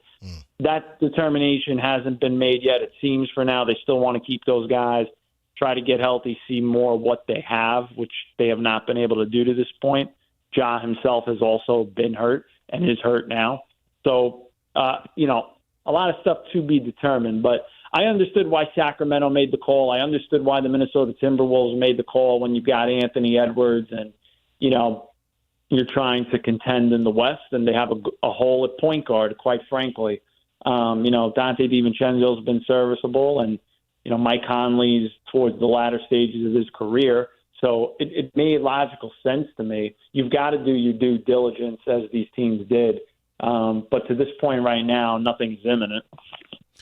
Michael Scotto, one more for you, and then we'll let you get back to it. NBA senior insider for Hoops Hype. I was thinking about this last night, Michael, and as the Clippers are maybe imploding, and we already know the Mavs are going to sell, and Kings fans aren't going to want to hear this, is there a world where you look around, Ja Morant, Zion's always on the table, Trae Young could be on the table with how the Hawks are playing.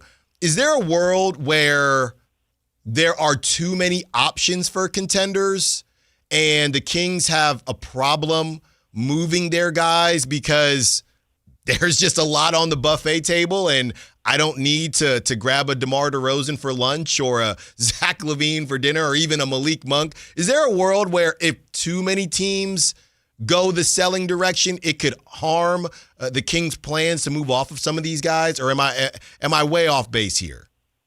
I think you make a valid point, but I would also say before the Kings got Zach LaVine, I don't know how many people were banging down the door of the Chicago Bulls for Zach, mainly because of his high salary. Mm-hmm. Again, we're in an era where teams don't always want to pay the first apron, let alone the second apron, and some teams shy away from the luxury tax completely.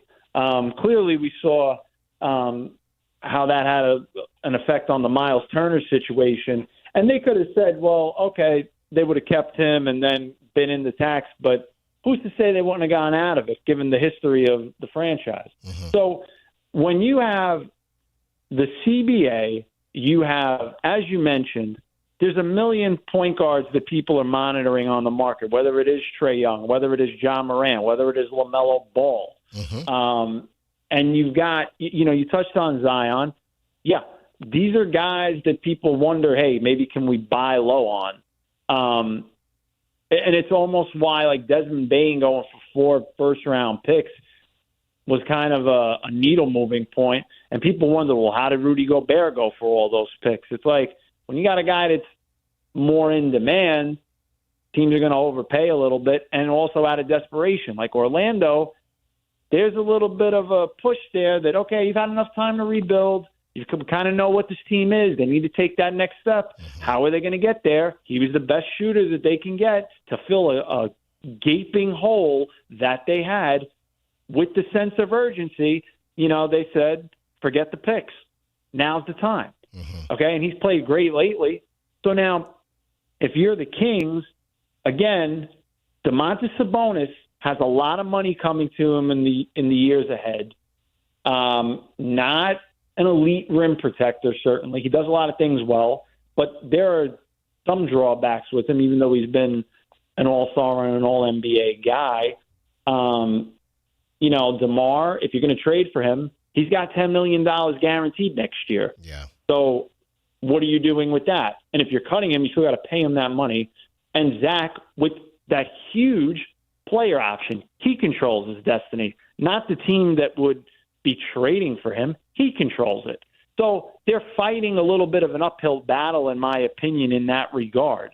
With that said, in a year from now, if those guys are theoretically still on the team, then you look at it differently. It's an expiring contract. And it's amazing how the pendulum swings the opposite way when it's the final year of a deal for somebody. Then all of a sudden, the guys who could never be traded all of a sudden become assets. Yeah, I hear you on that one.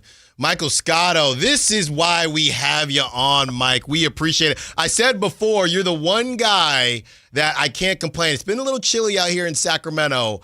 And I had my time in Philly, but you're the one guy I can't complain about because I know out there in New York it's starting to get a bit brisk out there, I should say. So stay warm. I know you're used to it, and the holidays are coming. So, you're going to light the big tree and do what the New Yorkers do. So we appreciate you taking the time, man. I know you're running around busy. Yeah, no, I'm not. You got a tough life. Somebody's got to absorb that heat. But I'm going down to Orlando for the G League showcase for a couple of days and keep an eye on some trade talks and what could be coming ahead. But I'm hopeful for some 70 degrees weather and some intriguing chatter. So I'm sure we'll do it again, brother. It's always a pleasure. I'm glad you had a great holiday. And we'll talk soon, my man. Same to you, my guy. Yeah, enjoy Orlando, and we will talk to you soon. Michael Scotto, be sure to check him out on hoopshype.com and follow him on social media if you want to stay up to date on all things NBA trade buzz. We'll talk to you again, my man. Thank you. Later, brother. That was Michael Scotto. We are way over our time, but you know what? Dang it, it was worth it. I do what I want. On the other side, let's break down everything that Michael Scotto said, specifically his words on Keon Ellis and the trade market. Allen Stiles, Sactown Sports.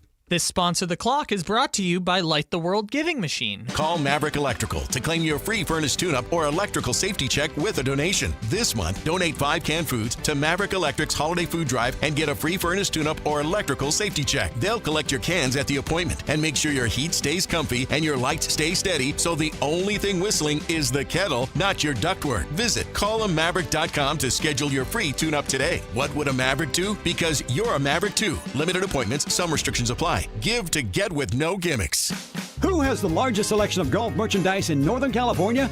The Hagen Oaks Golf Super Shop. It's the go-to store for golf bags, apparel, equipment, lessons, club fittings, novelty items, and more. With their low price guarantee, complimentary gift boxes, and gift cards for your golfer, it's the Hagen Oaks Golf Super Shop. Add convenient online shopping and effortless after-Christmas return policy, and you'll see why the Hagen Oaks Golf Super Shop is the #1 choice for golfers everywhere. Fulton Avenue at the Cap City Freeway or online at HagenOaks.com. It's time for Cyber Monday, Dell Technologies' biggest sale of the year. Enjoy the lowest prices of the year on select PCs like the Dell 16 Plus featuring Intel Core Ultra processors. And with built-in advanced features, it's the PC that helps you do more faster. Plus, earn Dell rewards and enjoy many other benefits like free shipping, price match guarantee, and expert support. They also have huge deals on accessories that pair perfectly with your Dell PC and make perfect gifts for everyone on your list. Shop now at Dell.com/deals. After I came home from Iraq, I could still hear the booms. Makes it hard to be a good mom. As America's veterans face challenges, DAV is there. I'm Naomi Mathis, Air Force veteran. DAV helps veterans get the benefits they've earned. Thanks to DAV, I was able to begin to heal. With the right support, more veterans can reach victories, great and small. My victory is being able to be here for my children. Support more victories for veterans. Go to DAV.org. Just announced, Stockton Honda has been named #1 of California's best car dealers in 2025 by USA Today and Statista. This prestigious award is based on thousands of customer reviews and recommendations, ranking dealerships for service, value, and satisfaction. Out of hundreds evaluated, Stockton Honda is proud to be #1, recognized for all-around excellence and commitment to our customers. Visit Stockton Honda, where reputation meets the road. Anytime, anywhere, it's all here. StocktonHonda.com. This is the story of the one. As the purchasing manager at a manufacturing plant, she knows the only thing more important than having the right safety gear is having it there when you need it.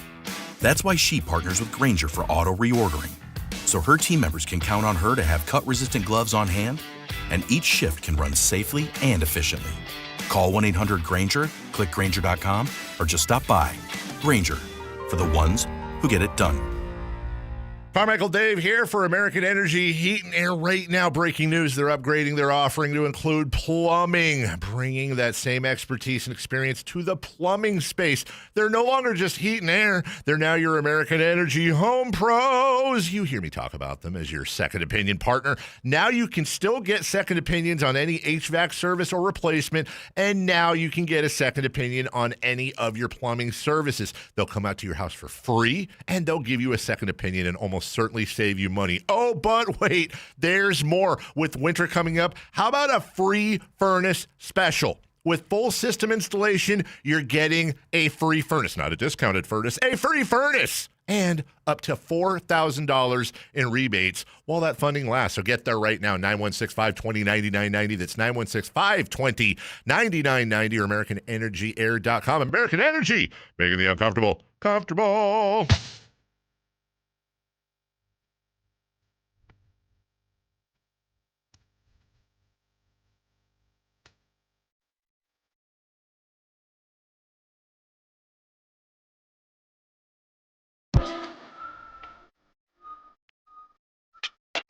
Allen Stiles. Watch the show on YouTube.com/Sactown Sports 1140.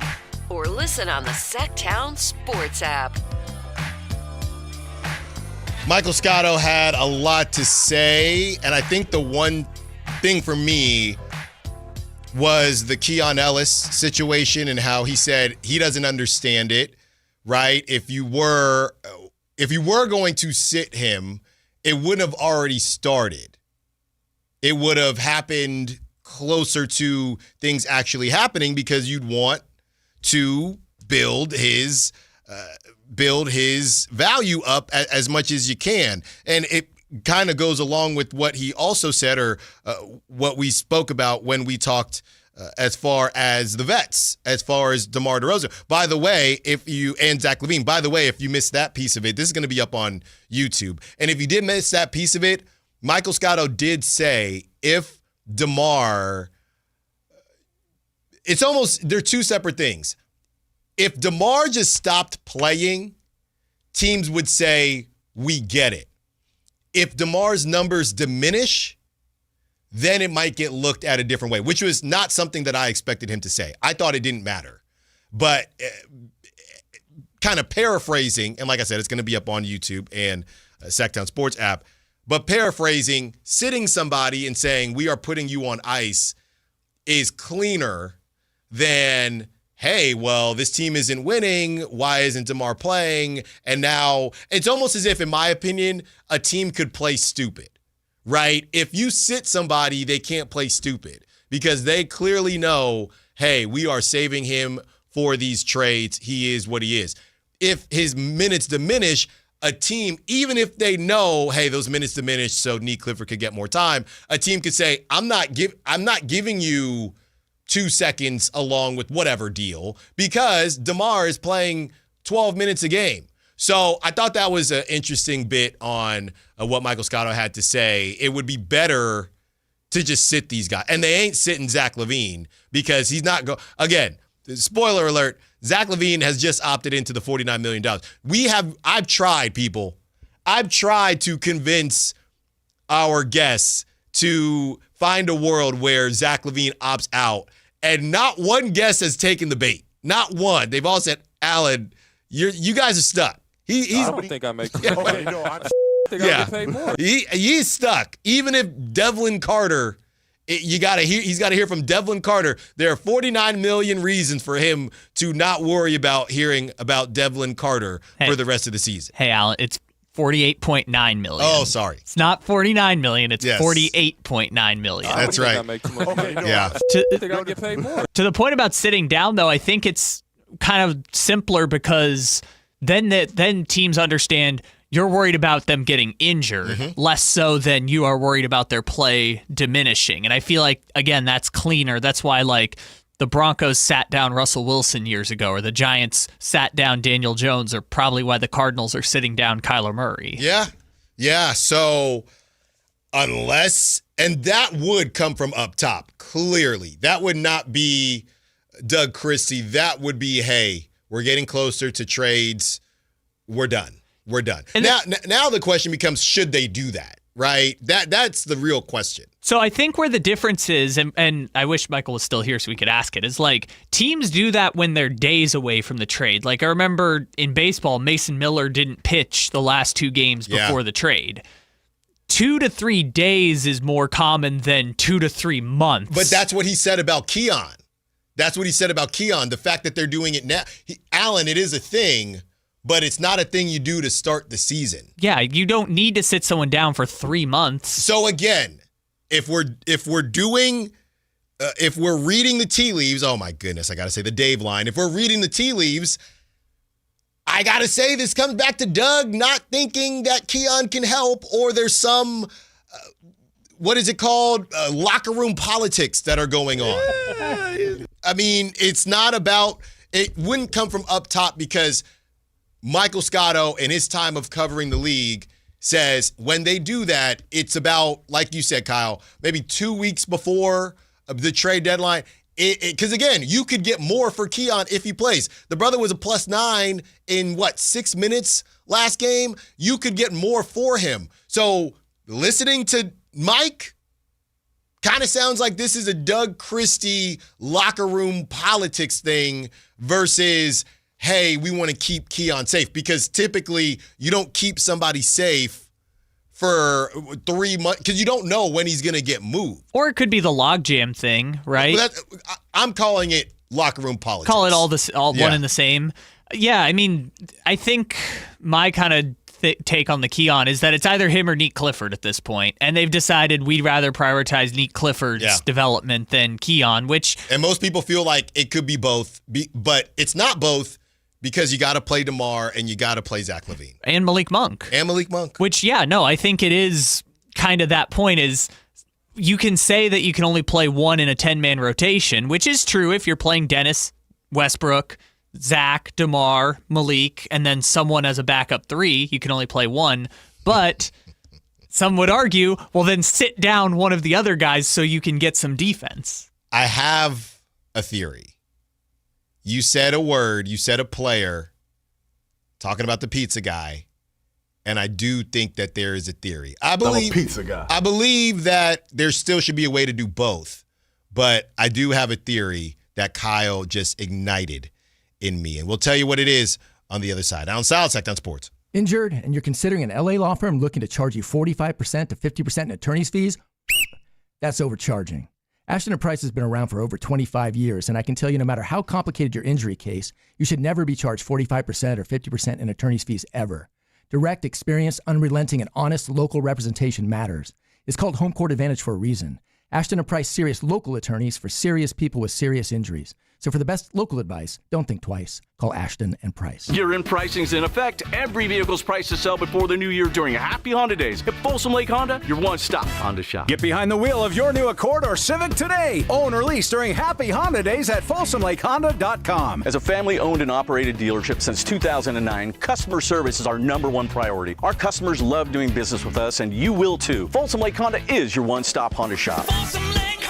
Visit us at FolsomLakeHonda.com. Your one-stop Honda shop. $5,000. That's the average amount of money people in the U.S. are now spending on gas in a year. $5,000. That's crazy. If you drive, you have to download Upside, the free app that gives you cash back every time you get gas. That's right. You can earn real cash back with Upside just by buying the gas you're already buying. You can literally start earning cash back today. I use Upside every time I fill up, and I've already made around $200-$300. You're putting gas in your car anyway. Why not get real cash back? If you like free money, download Upside. I'm saving the cash I earn from using Upside to help pay for a vacation later this year. Download the free Upside app now to earn cash back every time you buy gas. Use promo code POWER to get an extra 25 cents per gallon on your first tank. You can cash out anytime right to your bank, PayPal, or a gift card for Amazon and other brands. Just download the free Upside app and use promo code POWER for a 25 cents per gallon bonus on your first tank. That's code POWER for a 25 cents per gallon bonus.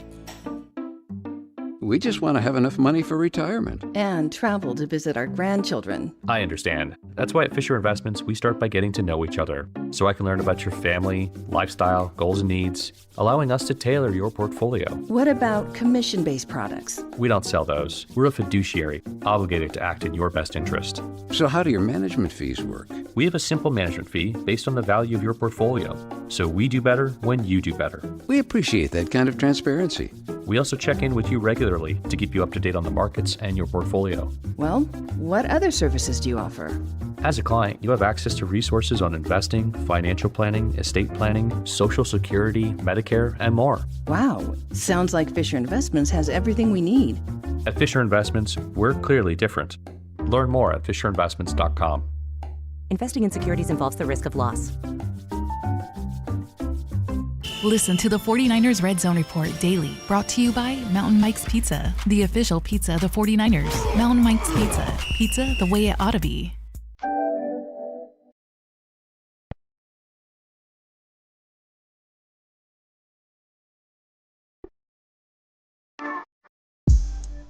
Allen Stiles You can join the show by texting 916-339-1140. on Sactown Sports.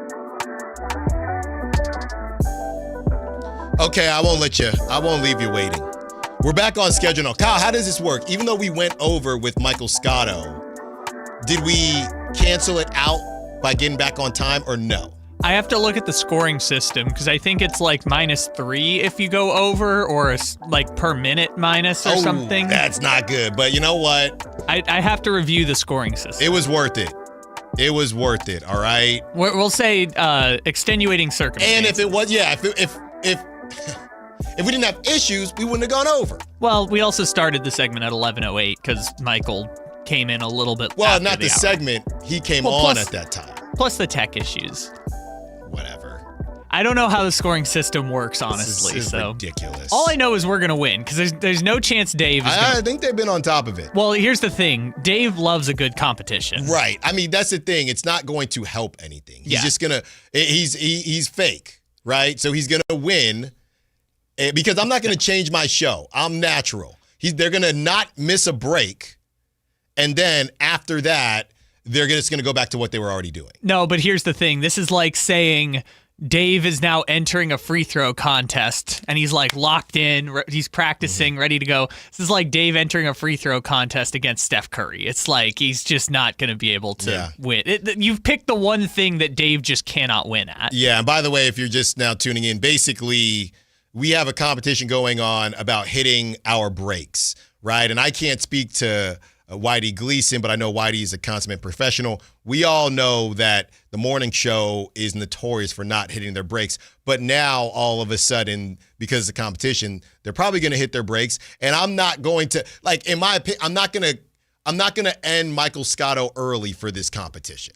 That is not what I'm going to do. Yeah, I'm not going to do that. You're not about Dave that. would.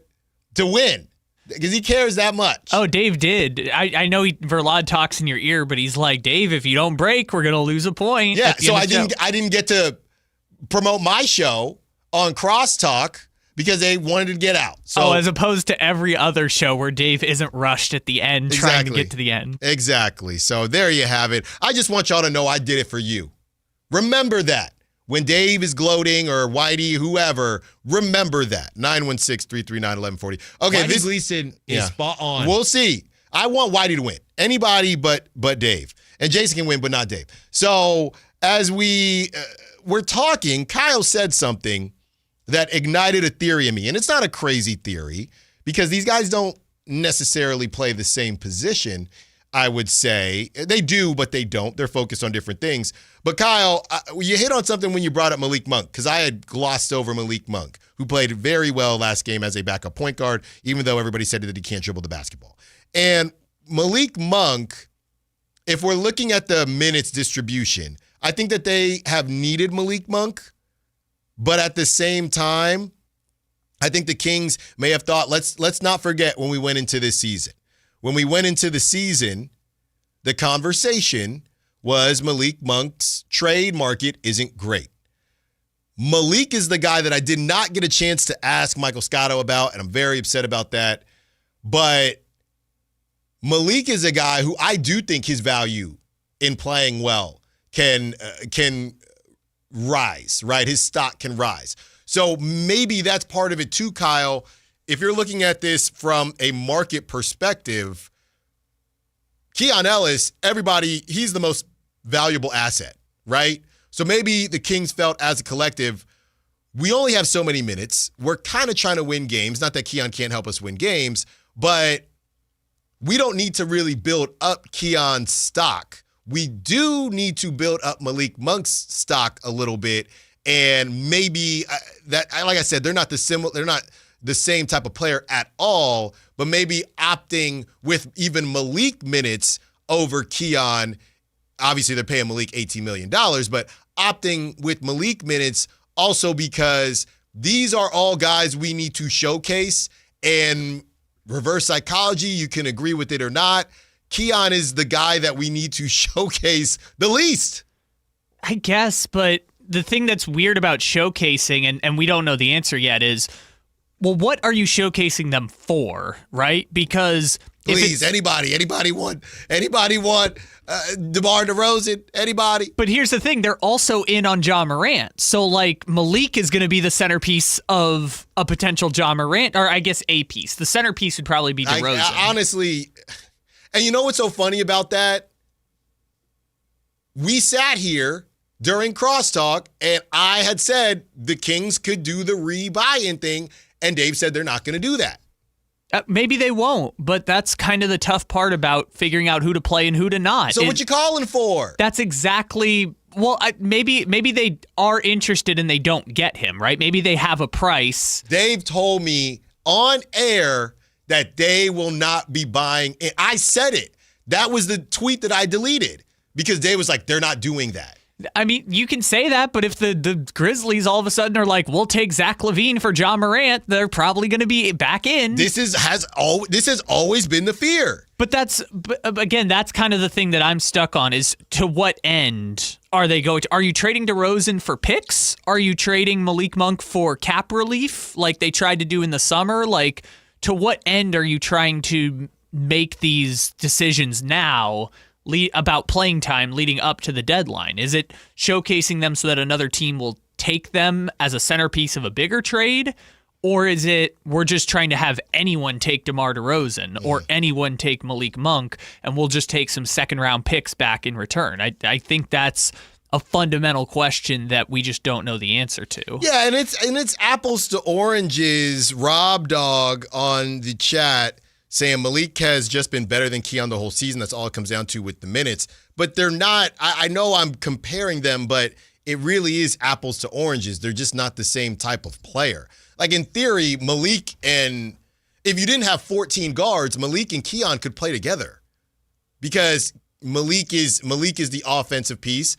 Keon's the defensive. Malik can touch the paint and spray out to Keon. Keon's locking down the guard. So in theory, I know I'm versing it as if it's a comparison, but the only reason they're having to choose is because of Dennis Schroeder and Russell Westbrook. They really shouldn't. They really should be able to coexist, but they can't coexist because they have 14 guards. Yeah, and no long-term solution at the point guard position, which is complicating just the general, like, what is the game plan here? What is the end game to all of these trades and all of this rebuilding? Is it we're trying to get younger lottery picks?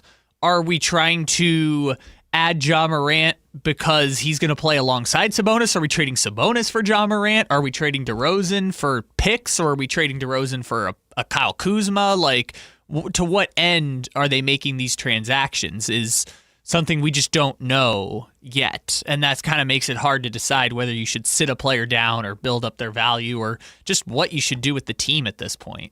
916-339-1140. Let's go to our guy, Dwayne, to kick off the calls. What's up, Dwayne? What you got for us?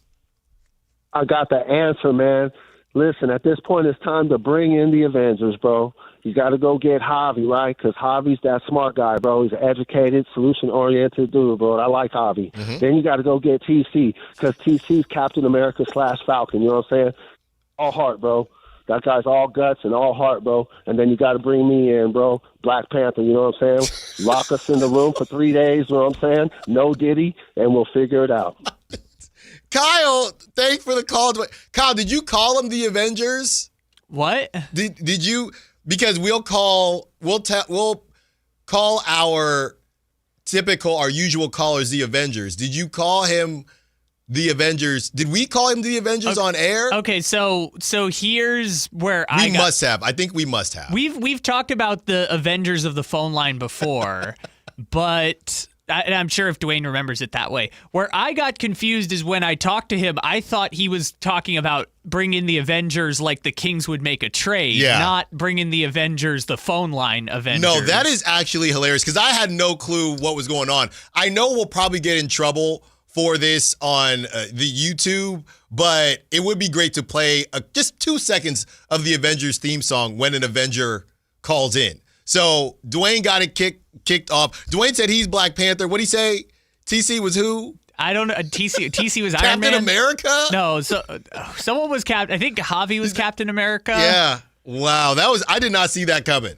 That's hilarious, Dwayne. Let's get to Louie, who wants to be a part of the Calling Avengers and wants to be part of the conversation. What's up, Louie? Happy Tuesday. What you got for us? Hey, I called in and I talked to Whitey and I told him, you guys got a tough job. So Styles and Kyle, you guys got a tough job right now, huh? Why you say that? Man, these Kings are trash. And I was going to tell you, all these guys, all these callers that, keep having service issues, I could tell you the reason why it's happening because there ain't nothing to talk about. There ain't nothing to talk about.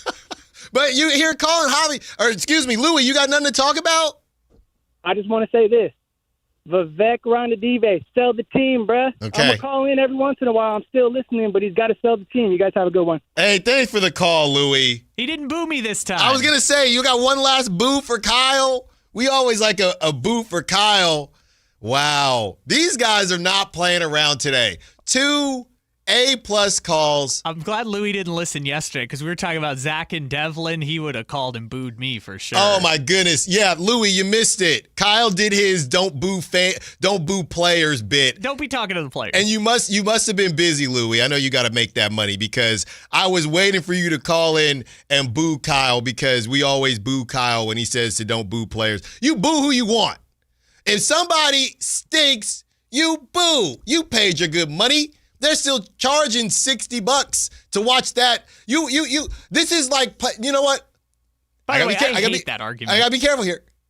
This is like paying, okay, as Christmas time, everybody likes a good prime rib, and you have it with your loved one. This is like paying prime rib prices for chuck beef, chuck steak, okay? This is what they're doing. And if you don't feel like going, don't go. Right? You gotta spend your hard-earned money, and you're cheering on Devlin Carter more than the damn team. And you got to sit there and chant Keon Ellis. This is what these kids are growing up with. When I was a kid, we were chanting Keon Allen. All right, we're way over time. 12 o'clock hour coming up next. Allen Stiles, Sactown Sports. A Sacramento tradition continues this year. The Santa Parade. Free for all to enjoy, circling Capitol Park beginning at 10 a.m. December 13th, the joy of the holiday season. Santa Claus is coming to Sacramento with the 41st Santa Parade. Join Sactown Sports 1140 December 13th beginning at 10 a.m. Brought to you in part by Elk Grove Chevrolet, Western Health Advantage, and OK Tire and Automotive. This is the story of the one. As a safety manager at a manufacturing plant, he does everything he can to keep his coworkers safe. From finding ways to reduce risks to keeping safety supplies in stock. And for that, he relies on Grainger. Grainger offers a broad range of quality products and next-day delivery, so he can always play it safe. Call 1-800-GRAINGER, click Grainger.com, or just stop by. Grainger, for the ones who get it done.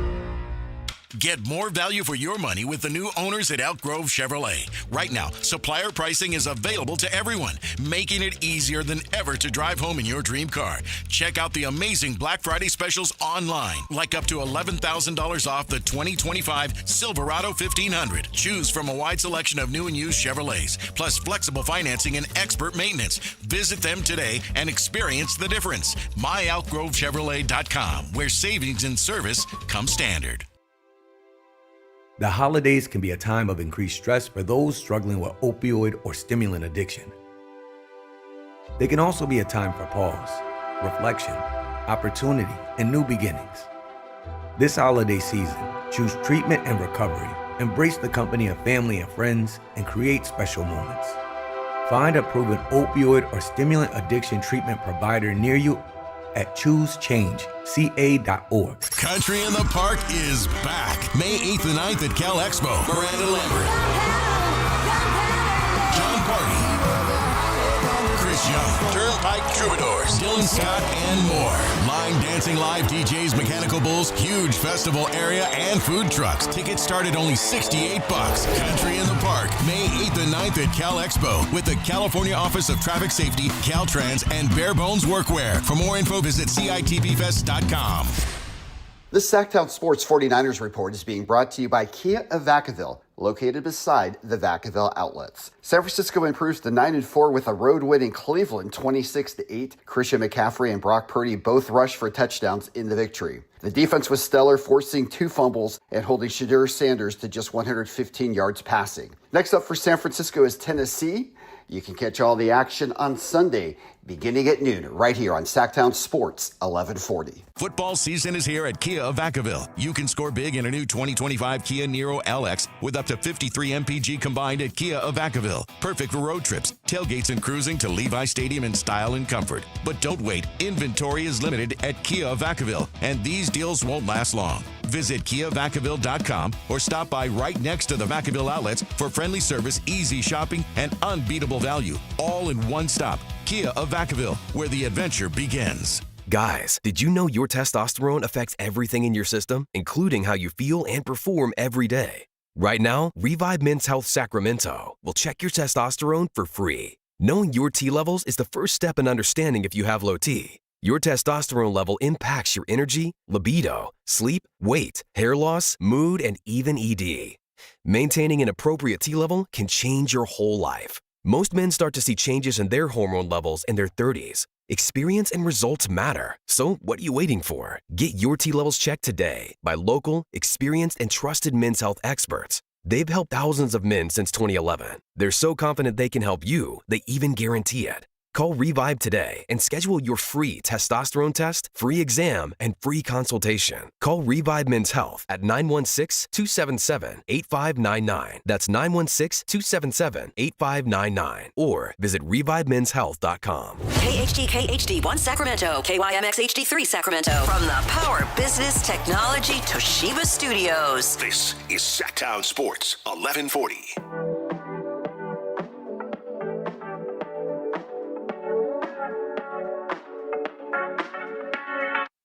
Your home for Kings talk and so much more. Live and local. Allen Stiles on Sactown Sports. 2 hours down. We blinked. That 11 o'clock hour came and went. Thank you to Michael Scotto. That'll be up on YouTube and on the Sactown Sports app, the new and improved Sactown Sports app, I may add. A little bit warmer today. Haven't been able to do much. I was having some fun with Michael Scotto, who's out there in New York, because it's a bit colder out there back east. I mean, one of the first weekends, and it was a great college football weekend as well. The conference championships coming up, but you started to see all the breath, right? You started to see the guys running around in Cleveland with the Niners and the back last night as well. Oh, Allen, I got Patriots. snowed in this weekend. You did in Chicago? I did, yes. You know what? I got real fears of flying in or out of Chicago, even if it's just a layover, because they always got delays out there. I do not fly into Chicago after it's like the groundhog and Labor Day. I do not fly into Chicago, I would say, after September. It's a wrap. If I'm not out there in September, it ain't happening. Well, I learned my lesson because I got the big cancellation on Saturday. Goodness. I thought I was going to miss Monday's show, but fortunately found a way. There's a will, there's a way, Allen. I'll tell you that much. Look, it's 39 degrees right now in New York. All right, and I guess there's a little bit of light to moderate rain. Oh, that's only 10 degrees colder than out here. It's a little sleet. It's different. It's different. I'm telling you right now. It is not a game out there. Not worried about the cold here. No, it's a nice day. You can go out and do things today. It's beautiful. Today you can. So get out there. Go get your Taco Tuesday, Tapatio Tuesday. Go get you something. 916-339-1140. And we had this conversation with Michael Scotto about the trade deadline. And he said, look, things can just change quickly. And he did say that nobody thought Zach LaVine was going to be taken, and then there came the Kings. I would say this. The problem is now the Kings have Zach LaVine. So I understand Mike's larger point, and let's not pretend like there weren't. He said the Bucks were interested in Zach LaVine last season. I know for a fact that the Warriors were interested in Zach LaVine last season. So he did garner some interest. I do wonder if you mix Zach LaVine's contract with the stench of the Sacramento Kings, does that really make this thing immovable? And he did also say that when it turns into, even at $48.9 million, when it turns into an expiring contract, those things can change. Because my question was, are we in a position where there's going to be too many options out there for contenders?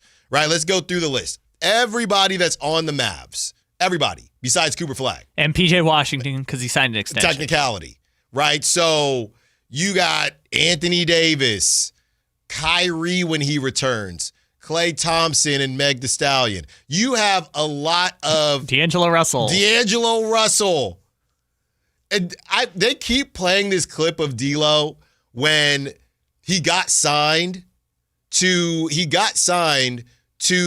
Mavs, and he's talking with, I think it was Nico Harrison. And he said, they sleeping on me. I like me with the chip on my shoulder. And I think Nico said, I like you too with the chip on your shoulder. And then proceeded to get benched. And I have not seen, put to you like this. This is our job. Kyle, I haven't seen D'Angelo Russell, not on social media, not on SportsCenter. I haven't seen a clip of D'Angelo Russell with a basketball in his hand on the court. I haven't seen him, period, all season long. We're in December. He just doesn't exist. I don't know. I mean, Thanos, Nico Harrison, Thanos just snapped him, and he's gone. Well, that's not only that. It's that he got his, I think it was a DNP CD for the first time in his career at one point. It's crazy. Yeah, anyways, you can keep going down the list, though. Derek Lively, Daniel Gafford. Yeah, now these are guys that, Max Christie. A lot of people are going to be interested in. So that's the Mavericks. Then you have the Kings. We know what it is with the Kings, right? DeMar DeRozan Everybody besides Nick. Everything. Again, I always reference that Macy's because I walked in there thinking I was about to legally rob that place, right? Some clearance, a plus 75. I'm going to walk out of there with some new quarter zips, some new generic T-shirts, so we're not freely promoting anybody. I'm going to walk out of there, Kyle, with bags, and I'm going to spend about $200 and be good. And I walked in there. I'm thinking, do they know that they're going out of business? Because these deals were just not enough, all right? So everything can go in Sacramento besides Nick Clifford and Keegan Murray. And let truth be told, how many times has Carmichael Dave said it's actually more than that? Yeah, they will trade Keegan Murray if they get a Godfather offer. Yes, and he can't, just like PJ Washington, the season has to end. But Dave can, every time we see a report like that, Jake Fisher, whoever it is, Dave has to say, it's like may I lead into maybe he was told something. Because every time somebody says Nick Clifford, Keegan Murray, untouchable, Dave, it's almost like he has a mandate to say, hey, actually, that's not the case. So I'm just going to just leave that one right there. So we've got the entire Mavericks, other than PJ Washington, the entire Kings, other than Keegan Murray. In season, of course. Yes. So those are your two big sellers that we all know about, right? Now we have, let's go to the one-offs now, before we talk about the Clippers. Now let's go to the one-offs. Zion, always pseudo-available, but not available. Trae Young hasn't played, right? I would say the Pelicans in general, just some random Pelicans are going to be available. Alvarado, DeJounte Murray when he comes back from Achilles, just guys like that. Herb Jones, everyone's going to try to trade for Herb Jones. Who gets hurt every trade season, so he just loves hanging out in New Orleans. And he got an extension, so what the heck? Yeah, and Trey Murphy, he's going to be worth 8,000 draft picks. Yeah, they're going to get Kuminga. You have Trae Young. Again, they've been winning without him. I do think that's probably more likely than others. Ja Morant, right? You got Ja Morant as well. So these are the kind of random one-offs that we've seen. LaMelo, if he actually wants to trade. LaMelo, who has kind of gone back and forth. So those are the one-offs. We don't know who is fully available, who's not. So you got two full-on rosters. Then you have all these one-offs. Now you throw in the Clippers. And I saw something I've never seen before, but for the first time, because Kawhi had a good game last game as they tried to make their way back, but it just wasn't going to happen. What would you get for Kawhi? And the argument was you'd still probably get something pretty good if you are the Clippers. I don't know that you'd get a first rounder, but you might get some young talent, something like that back. So if the Clippers enter into the fold, Kyle, I'm looking at the menu because I'm always looking at the menu, right? And that's why Russell Westbrook fans, they call me Tubsters. I'm always looking at the menu, all right? Kyle, if I'm looking at the menu, by the time I get down to DeMar DeRozan and Zach LaVine and Domantas Sabonis and Malik Monk, unless the other name I was going to say was Lauri Markkanen, who they said still not dropping that price tag. That's kind of a one-off, too. Yeah, that's a one-off. Yes, that's a one-off, but I didn't want to forget him. By the time I get to the Kings, I'm either going to be there because the price tag is more appropriate for what I want to spend, or I missed out on some others. If all this stuff is available, I don't know how... unless those price tags are crazy on the other names that we said, I don't know how desirable the Kings' assets are. Yes and no, because just because there are other teams with better assets means that those teams get to dictate the market, right? Mm-hmm. If they have multiple players that want that, multiple teams that want that player, then the market is dictated by the team who has the desirable piece. However, I would also say people are still willing to pay $10 for ice cream. Mm-hmm. And you were talking yesterday about how DeRozan is Panda Express and Zach LaVine is ice cream. People will still pay for ice cream. Yeah. People will still pay for Panda Express. It just might not be the first choice when you're looking at the giant menu of options that teams have. Because, you just mentioned two rosters and a couple one-offs that might get traded. You still have 20 teams that are trying to compete right now. I mean, that's a lot of teams that are going to try and buy at the very least. Even if it's not a big buy, it's still something. And for a Zach LaVine specific situation, if for some reason you were like, we just got to move off the money somehow, you could always attach a couple second-round picks and send it to the Wizards and take C.J. McCollum and Chris Middleton's expiring contracts too. Yeah. Like, and funny, at that point, it's a year, right? How much we already know the 2027 plan that they've talked about before. At that point, is that worth it, or just wait it out, right? Just wait it out. So the way I see it, Kyle, is number one, like I just laid out, there are actually too many available names. And no one is really thinking about the Kings, but they could still be moved for less value, or they could get through the trade deadline, be bought out, and so on and so forth. Or some names start to disappear and the Kings are still at the forefront. We know the Mavs aren't going anywhere.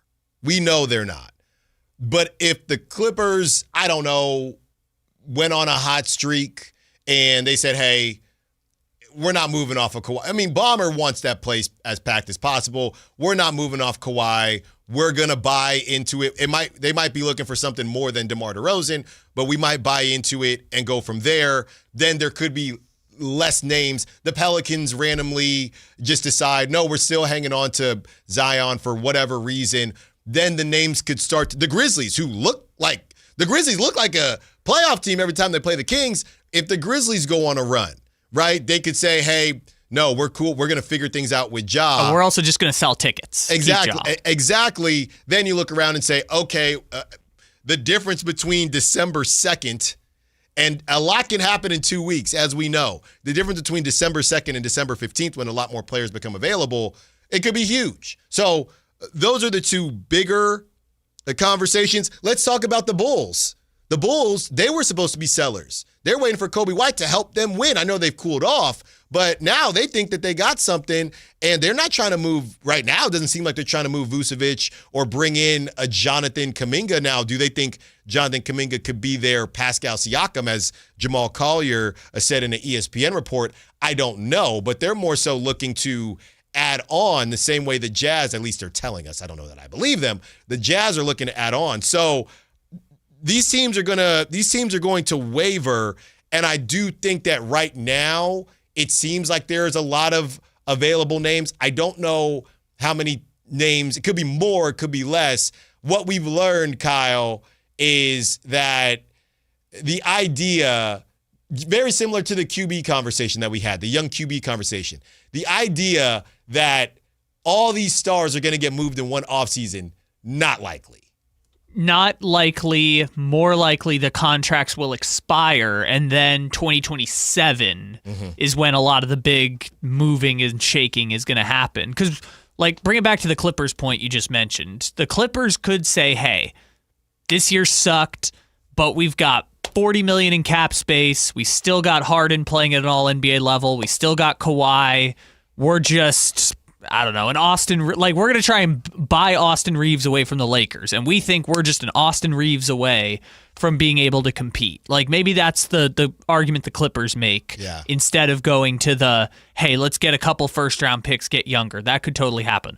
The Bulls just stick to their plan. The Pelicans, who knows what they're doing. The Grizzlies just stick to their plan. The Jazz just stick to their plan, and maybe the Jazz even add a piece here or there. So I think that just because you can make an argument for a team selling doesn't mean that they're going to sell at any price. Versus the Kings and the Mavericks, they're kind of like open season, baby. You want anything? Take it. You know, they're the actual Macy's going out of business sale, where it's like, you got Kuzma and a second-round pick? Awesome. We'll take DeMar DeRozan. You know, we're just reshuffling here. Yeah, I think that's a good point, because teams want value, right? And I think the Kings want value, but I don't know how much they're prioritizing value. You have Scott Perry coming in. You know, it's different when you make a move and then you're moving off of that guy because you know what it costs. Like, does Scott Perry care that De'Aaron Fox was moved for Zach LaVine? He didn't make that trade, right? So because somebody said, if you move off of Zach LaVine, whatever you do, and Kyle, you love to do this, it would connect to De'Aaron Fox. So it would say, man, look at the stupid Kings.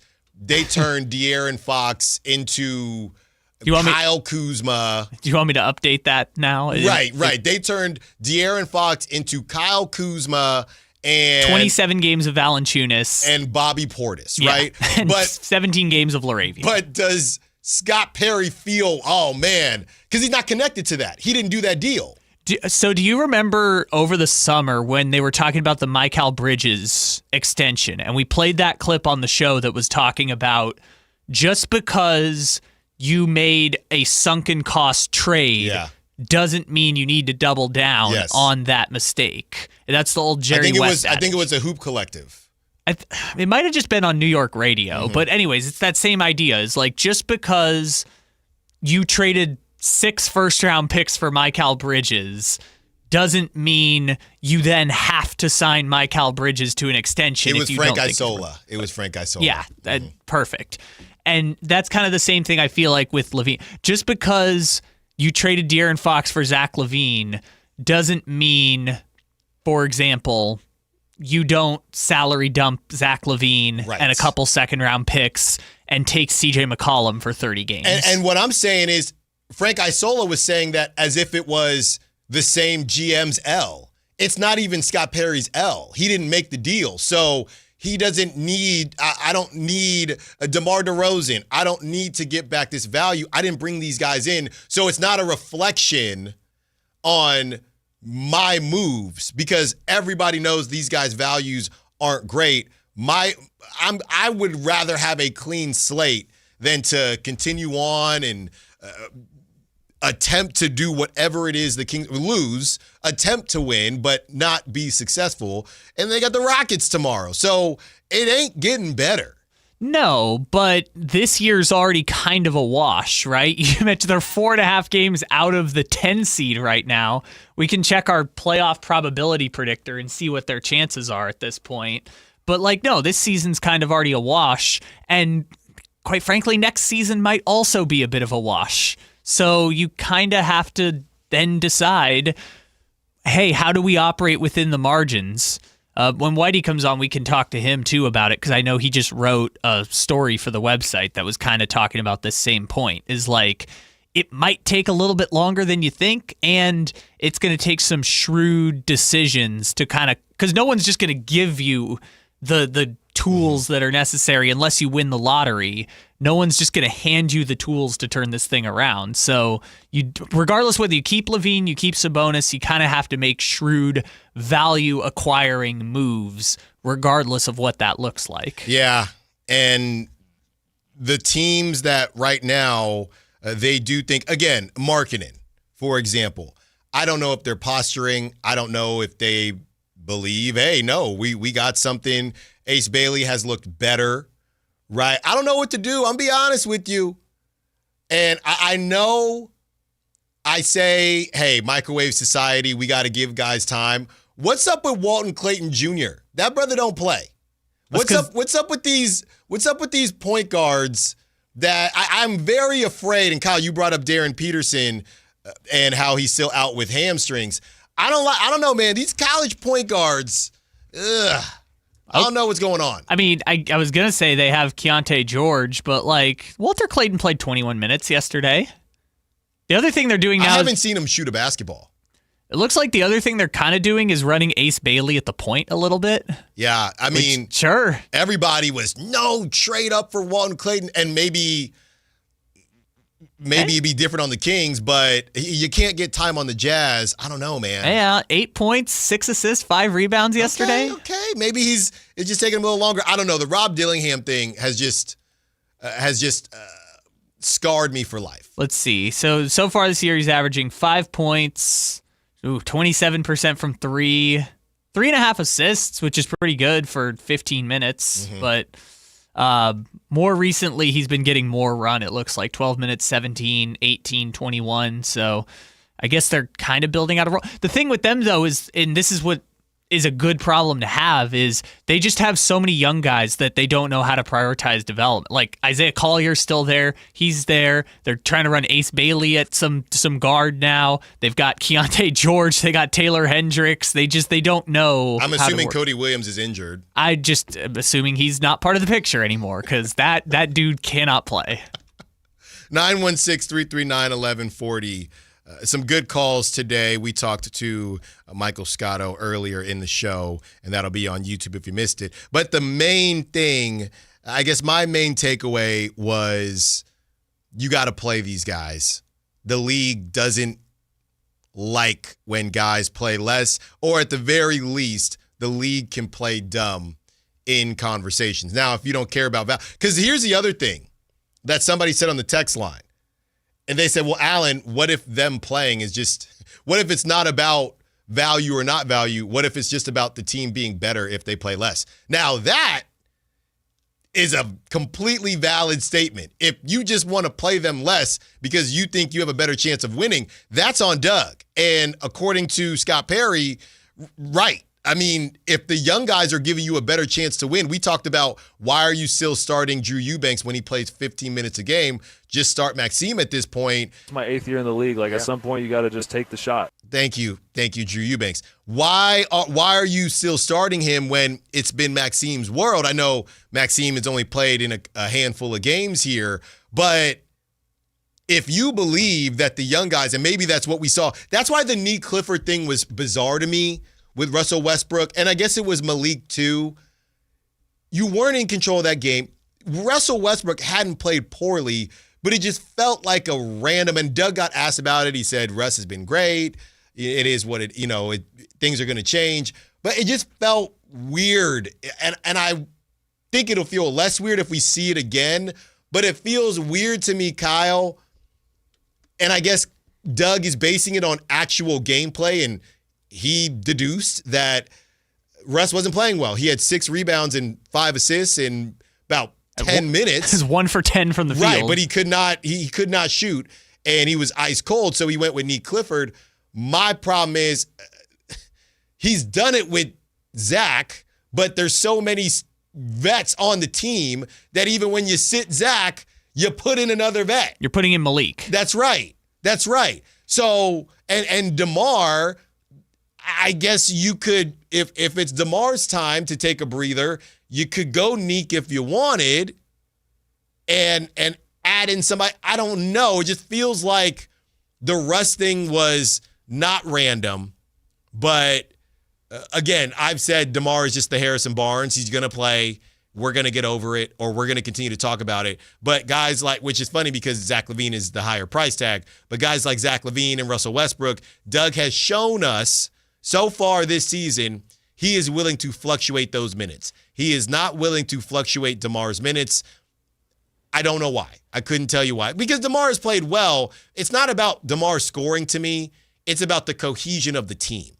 Well, and the other thing with DeMar, too, well, first of all, the Westbrook point, I think the other thing is when Schroeder comes back, I think it'll be easier to sit Russ down if he's kind of ice cold because you have a very competent point guard. Who you just remind me. So Nick doesn't even get those minutes on that night. No, it would have been Schroeder who, by the way, since coming off the bench, Dennis Schroeder's looked pretty good. Yeah. He's putting up like 16 and 7 assists averaging in 5 games, but you could just move Schroeder into that closing lineup. With the DeRozan point, remember, and this is not to say locker room politics or anything, but Scotto made the point, like, if you're playing a guy less minutes because of role and fit, then teams start, or I guess I have that in reverse. If you're starting to sit a guy because he's not performing, that's when teams start to get concerned.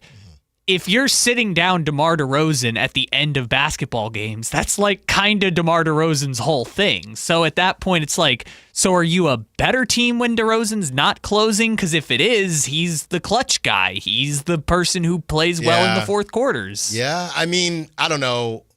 There's minutes out there. You can still close them, but there's some minutes out there.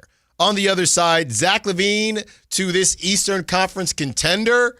What is the rumor saying, and who is that team? Allen Stiles, Sactown Sports. Sacramento, the wait is over. The all-new Hard Rock Sports Bar is here at Hard Rock Hotel and Casino Sacramento at Fire Mountain. Enjoy the ultimate 24/7 sports watching destination with 20 big screens with all the action for the premier game day experience. There's no other place you'd want to be to watch all the games with you and your friends. Now open at Hard Rock Hotel and Casino Sacramento at Fire Mountain. For more details, visit casino.hardrock.com/Sacramento. Call Maverick Electrical to claim your free furnace tune-up or electrical safety check with a donation. This month, donate 5 canned foods to Maverick Electric's Holiday Food Drive and get a free furnace tune-up or electrical safety check. They'll collect your cans at the appointment and make sure your heat stays comfy and your lights stay steady, so the only thing whistling is the kettle, not your ductwork. Visit callamaverick.com to schedule your free tune-up today. What would a Maverick do? Because you're a Maverick too. Limited appointments, some restrictions apply. Give to get with no gimmicks. $5,000. That's the average amount of money people in the U.S. are now spending on gas in a year. $5,000. That's crazy. If you drive, you have to download Upside, the free app that gives you cash back every time you get gas. That's right. You can earn real cash back with Upside just by buying the gas you're already buying. You can literally start earning cash back today. I use Upside every time I fill up, and I've already made around $300. You're putting gas in your car anyway. Why not get real cash back? If you like free money, download Upside. I'm saving the cash I earn from using Upside to help pay for a vacation later this year. Download the free Upside app now to earn cash back every time you buy gas. Use promo code POWER to get an extra 25 cents per gallon on your first tank. You can cash out anytime right to your bank, PayPal, or a gift card for Amazon and other brands. Just download the free Upside app and use promo code POWER for a 25 cents per gallon bonus on your first tank. That's code POWER for a 25 cents per gallon bonus.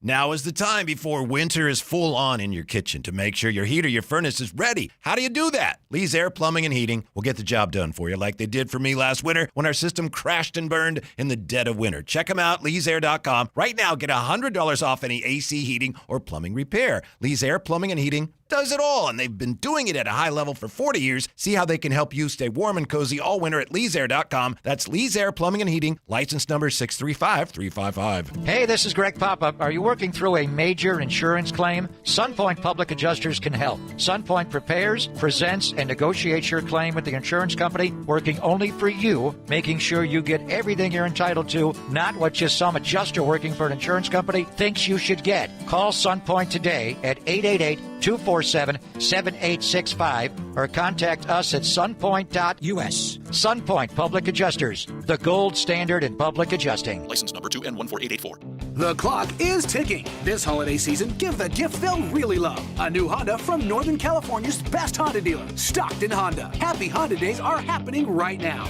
Score big with low payments, top trade-in value, and a huge selection of new Hondas, all at Stockton Honda. Anytime, anywhere, it's all here. StocktonHonda.com. Based on the results of the study recognized on June 18, 2025, USA Today's list of California's top car dealers 2025. When a person is seriously injured, there's no substitute for the personal legal relationship offered by the local NorCal firm of Ashton and Price. From the first attorney meeting, every important decision is made with a direct consultation with, and I can't believe I have to say this, a real, live, experienced, flesh and blood local attorney. It's called Home Court Advantage for a reason. Ashton and Price, serious local attorneys for serious people with serious injuries with no fee until we win. For the best local advice, don't think twice. Call Ashton and Price. Country in the Park is back. May 8th and 9th at Cal Expo. Miranda Lambert. John Party. Chris Young. Turnpike Troubadours. Dylan Scott and more. Line dancing live DJs, Mechanical Bulls, huge festival area, and food trucks. Tickets start at only $68.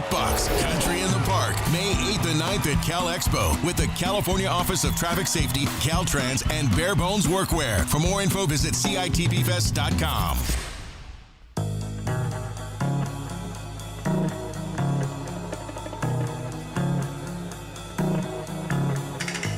Allen Stiles. Watch the show on youtube.com/Sactown Sports 1140. Or listen on the Sactown Sports app.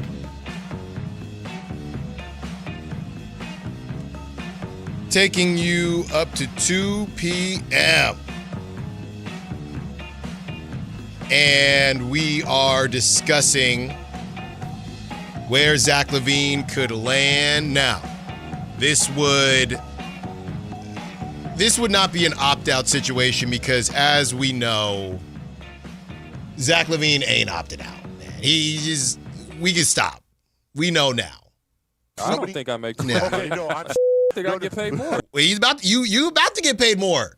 Next season, you're going to make about $2 million more. I don't think I make too much money. I think I get paid more.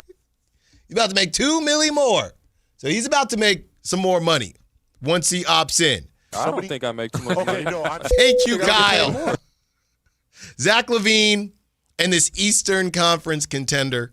This is from our guy, Michael Scotto, who we spoke to at 11. That should be up on YouTube, or if not, it will be. It is already, so you can check that out during one of the breaks. The Milwaukee Bucks have conducted background due diligence on Zach LaVine and others around the league, as usual, sources told Hoops Hype. However, nothing is imminent as Bucks superstar Giannis Antetokounmpo nears a return from a low-grade adductor strain. He's back now, by the way. This is from last week. This was from last week. Should Milwaukee's interest in LaVine become more serious, it's worth noting that Bucks forward Kyle Kuzma and Kings governor, here we go, Vivek Ranadive both invested in a new women's professional sports venture called Major League Volleyball. And Kuzma has been linked to the Kings via trade rumors for several seasons. So Kuzma and Vivek, are they just boys? I don't know. We did not get to ask Michael about this, man.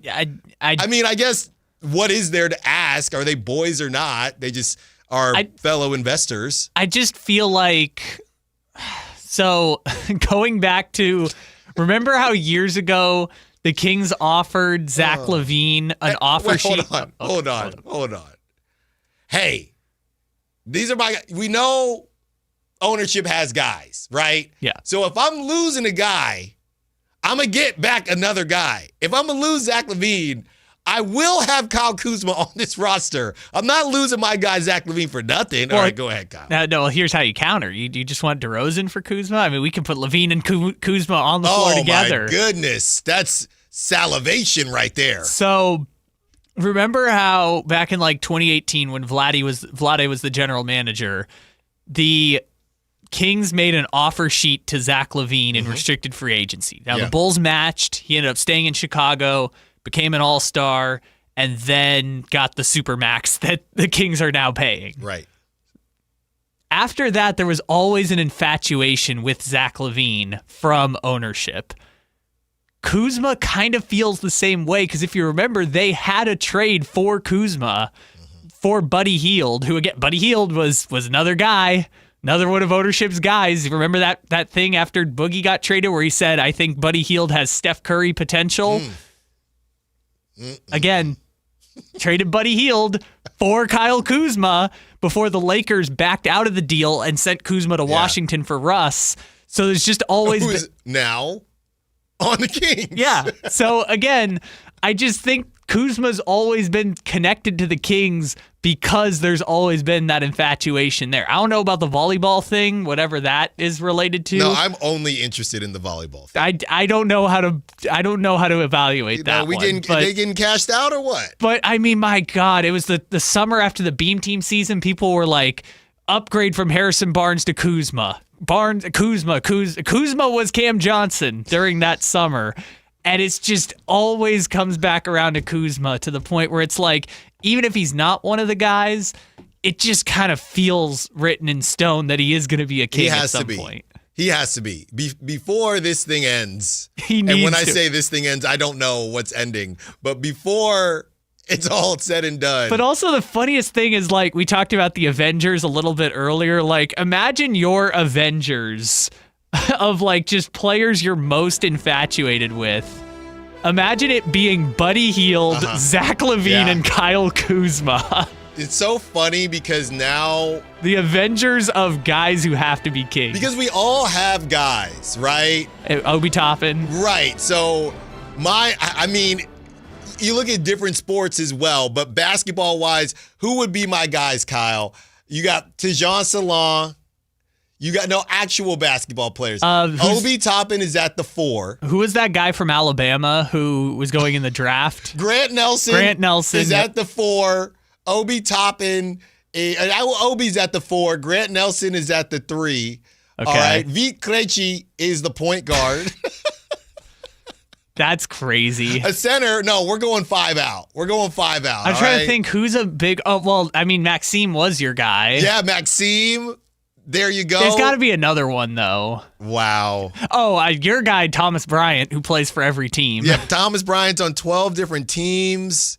Oh, my goodness. I got to find a way. To get Dalton Connect on the squad. He's coming off the bench. Okay, so you know what? This makes me feel a little bit better because the Vivek Avengers of Buddy Hield, Kyle Kuzma, and Zach LaVine would beat the Allen Stiles Avengers of Krejci and Tejan I don't Salon. know. Rui Hachimura is my 2. Okay, but here's all right. DeAndre Hunter is my 3. This is a squad. Well, you're forgetting Denny Advia. Oh, my. So Advia, Denny, and DeAndre Hunter. No, backup. I'm beating Vivek's squad for sure. No. Okay, seriously now. This is the lineup. It's not V. Well, you need a point guard. Denny is running the 1. Okay, so Denny at 1. Tejan. No, I'm kidding. I was kidding on that. Denny at 1. Rui at the 2. Rui is not a 2. Rui at the 2. It's my damn team. Rui is not a 2. DeAndre Hunter at the 3. Obi Toppin at the 4. And like I said, we're going 5 out. So throw Dalton in there. We still beating him. We got him. We got him, dude. You need a point guard, Allen. If the interim beam team has taught us anything, you got to have a real point guard. Well, if this team has taught us anything, you don't need 4 because it's like a quarterback. If you have 2 starting quarterbacks, you have none. If you have 12 point guards on a team, you also have none. That's the Sacramento Kings. Sure.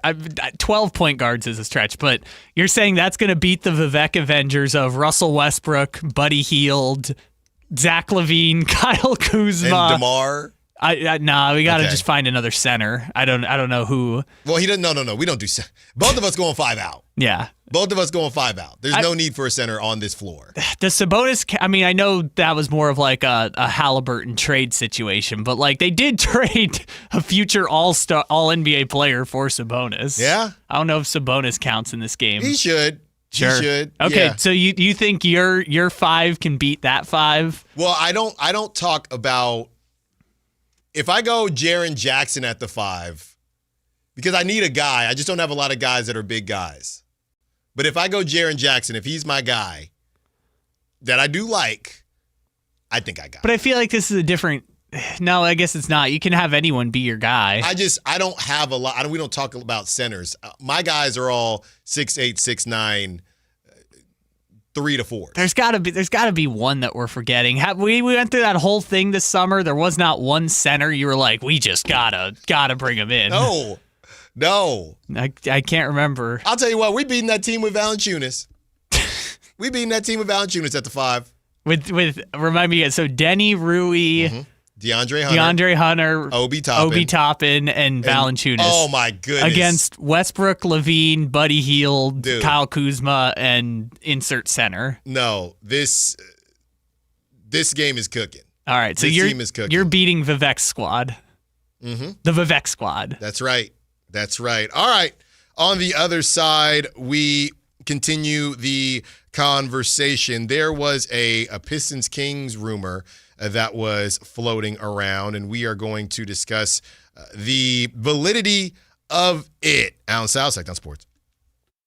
A Sacramento tradition continues this year. The Santa Parade. Free for all to enjoy circling Capitol Park beginning at 10 a.m. December 13th, the joy of the holiday season. Santa Claus is coming to Sacramento with the 41st Santa Parade. Join Sactown Sports 1140 December 13th beginning at 10 a.m. Brought to you in part by Elk Grove Chevrolet, Western Health Advantage, and OK Tire and Automotive. Never have I ever called my sister from the finish line of my first marathon. Hello? You won't believe where I am. Are you running? Mile 26. I'm gonna make it. Switch to T-Mobile's 55 Plus plan and get iPhone 16e with its advanced camera system on us. Plus, 2 lines for just $30 a line. Guys, I can't believe it. I knew you could do it, babe. That was amazing. Mom, how do you feel? I feel great. I can't feel my feet. Let's take a picture, and then you may carry me to the car. Share every stride, every mile, every memory on America's best network. Switch to T-Mobile's 55 Plus plan and get iPhone 16e on us and 2 lines for just $30 a line. With 24 monthly bill credits and 2 eligible port-ins on Essentials 55 Plus for well-qualified customers with autopay plus taxes, fees, and $35 device connection charge. Credits end and balance due if you pay off early or cancel. Contact us. Finance agreement 128 gigabytes, $599.99 required. Best mobile network in the U.S. based on analysis by Ookla of Speed Test Intelligence data 1H 2025. Visit T-Mobile.com. If you love to travel, Capital One has a rewards credit card that's perfect for you. With the Capital One Venture X card, you earn unlimited double miles on everything you buy. Plus, you get premium benefits at a collection of luxury hotels when you book on Capital One Travel. And with Venture X, you get access to over 1,000 airport lounges worldwide. Open up a world of travel possibilities with the Capital One Venture X card. What's in your wallet? Terms apply. Lounge access is subject to change. See CapitalOne.com for details. This is the story of the one. As the purchasing manager at a manufacturing plant, she knows the only thing more important than having the right safety gear is having it there when you need it. That's why she partners with Grainger for auto reordering, so her team members can count on her to have cut-resistant gloves on hand, and each shift can run safely and efficiently. Call 1-800-GRAINGER, click Grainger.com, or just stop by. Grainger, for the ones who get it done. Year-end pricing's in effect. Every vehicle's priced to sell before the new year during Happy Honda Days. At Folsom Lake Honda, your one-stop Honda shop. Get behind the wheel of your new Accord or Civic today. Own or lease during Happy Honda Days at FolsomLakeHonda.com. As a family-owned and operated dealership since 2009, customer service is our #1 priority. Our customers love doing business with us, and you will too. Folsom Lake Honda is your one-stop Honda shop.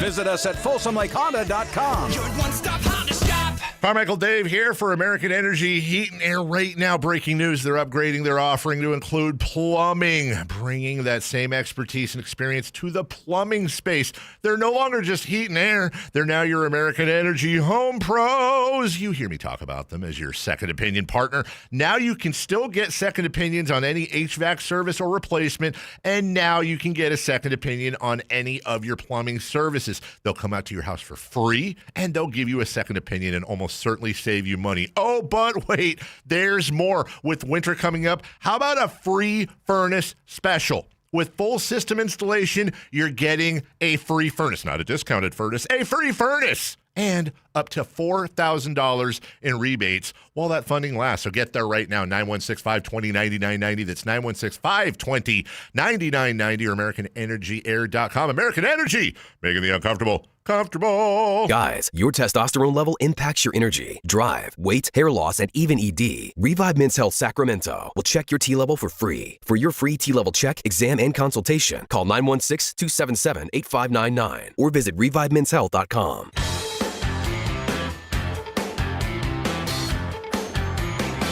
Allen Stiles You can join the show by texting 916-339-1140 on Sactown Sports. Somebody said, come on, man. You guys trying to get the lights cut off or what? Torsha Jackson says, the Avengers. Trying to, come on, man. That's too funny. The Avengers. Lawless says, Allen likes Kuminga like Carmichael Dave likes Ben Simmons. Kuminga's not going to be on my team. I just want... Not with Obi Toppin. No, I just want the Kings to get younger. But Kuminga's not going to be on my team, man. Could Kuminga be on the Avengers? Yes. If we hang around long enough? Oh, yeah. Like, if, oh, yeah. But here's the thing, though. Like, Levine been putting in the work for the Avengers since 2018, since Vlade was the general manager. Yeah. Kuzma, it's been years. I don't know if Kuminga... I know we went through the summer of Kuminga, but I don't know if Kuminga's put in enough work to make it quite to the list yet. Yeah. So... This, and it's funny that you saw this, Kyle, because I don't even know if I sent it to you because it was so random. And this guy, Bruce Tenen on X, right? He says, Sacramento and the Pistons continue to talk trade with December 15th, a key date. Kings desperately looking to offload salary. So this thing has kind of, I guess, hung around a little bit and it went a bit viral. And then I look at who he is, of course. He's got 10,000 followers, followed by a couple Kings people. And then you read it, it says, Momentum stock trading, art of profiting from short-term price movements. If winning isn't everything, why do they keep score? Sports commentary when warranted. So I don't know if this guy is trolling people. He is based in Michigan, but I don't know, Kyle. And there are also some Pistons people quote tweeting it. Yeah, I'm not reading that as, look, you got Sam Amick, you got Michael Scotto, you got a bunch of guys that are giving actual reports. I'm not buying this, man. He's not even. I don't know what this is. I just don't know what to do with it because, like, nothing. But here's the thing: saying the Kings and the Pistons are trying to work towards a deal, Kings trying to dump salary. That's literally what they did on June 30th when they tried to move Malik to sign Dennis Schroeder. So I guess I'm like, so are they going back to that same conversation again? And that now the Pistons, even though they're the 1 seed in the East, are willing to take on Malik Monk's contract? Like, I just don't know. There's nothing to know. Okay, there's nothing to know. No, there's nothing to know. There's a reason I did not send it. I get it. It just, Dave was having the conversation this morning of like, what am I supposed to do with this? Dave was talking about it. Dave spent 15 minutes talking about it. This is the world we live in now. Just a random stock trader. Hey, you know what? I'm hearing some things. I mean, but isn't that kind of like, I mean, Sacramento people know the story, but isn't that basically how they found out the team was moving to Seattle? Was a random food influencer tweeting out that the Kings were moving to Seattle? Yeah. Like, random stuff like this does happen. No, it does happen. And Pistons reporters were like, oh, look at this, or at least maybe Pistons fans with a lot of followers. So random. And Kings fans were like, oh, yes, let's go. We're going to move to Dennis Schroeder. Even though, why would the Pistons want Dennis Schroeder back when they just said, we don't want to pay Dennis Schroeder? Maybe they feel like that's the missing piece. At a morgue. But that's what would be so dumb is he's more expensive than what you could have just signed him for. Yeah. Maybe they got, hey, every team makes mistakes, and maybe that is the missing piece to them kind of going on the run. By the way, the funniest part of this, Kyle, is the Pistons, didn't they just win 13 or 14 straight? It's not as if they've been struggling at all. Oh, they're the number 1 seed in the East. Yeah, I don't get that. But 'tis the season. We talked to, go ahead, Kyle. Oh, I was just going to say, although I would have said this summer, it's a bonus to the Pistons for Jalen Duren and Ron Holland and a pick. Maybe that's the pivot, but now Jalen Duren's too good. Mm-hmm. Your beefy boy Jalen Duren is maybe going to win most improved player. Every team has somebody. At least the Kings still have Keegan Murray because you can't call it a leap in somebody's first year because they're just getting used to getting a baseline. They're getting used to the league in general, the association, if you will. So, there's nothing to say as far as Neek is concerned and Maxime Reynaud, but everybody else seems to have a young guy taking a leap, and at least the Kings have Keegan. If the Kings didn't have Keegan, I mean, this would be far worse. And I haven't heard, by the way, Keegan probably had his worst game a couple nights ago. But by the way, haven't seen a lot of Keegan hate lately. Just wanted to throw that out there. I mean, he's been killing it since coming back. Haven't seen a lot of Keegan hate lately. Also, to your point about everyone's got a young guy, not only do the Pistons have young guys, last night they beat the Hawks 99-98. Someone named Donis Jenkins started and played 27 minutes. Yeah, and they're balling, and they will ball out. Or is it Danis? I don't know. It's Daniss. But anyways, never heard of him, and now he's balling, starting for the Pistons. You know what, though? He's new Malik Beasley. We didn't even talk about this, and I don't know how old these guys are because I think they're twins. At the very least, they're brothers. But which one is the one on the Grizzlies? Pat Spencer? Oh, that's right. He was killing the kid. We did not talk about this yesterday. The legend lives on. I'm sitting there thinking it's going to be Santi Aldama again. He's got good size coming off the bench. Wasn't Santi Aldama. They let the Grizzly Spencer absolutely fry them. Doug had to call a timeout. Kyle, some of those threes, I don't even know if any of them were tough. They just literally, I don't know if they looked at him and said, what did they used to play, lacrosse or something? I don't know if they thought he's going to do my taxes in a couple weeks. But they did not respect this man, and he cooked them. It's got to be Cam, because isn't Pat Spencer the one who looks like an NPC and plays for the Warriors? Yeah, I thought they were, maybe they're not twins, but they look alike. I mean, I guess they just look like brothers. But he fried them. Also, by the way, I'm going to go out there. There's no way that... It's Cam.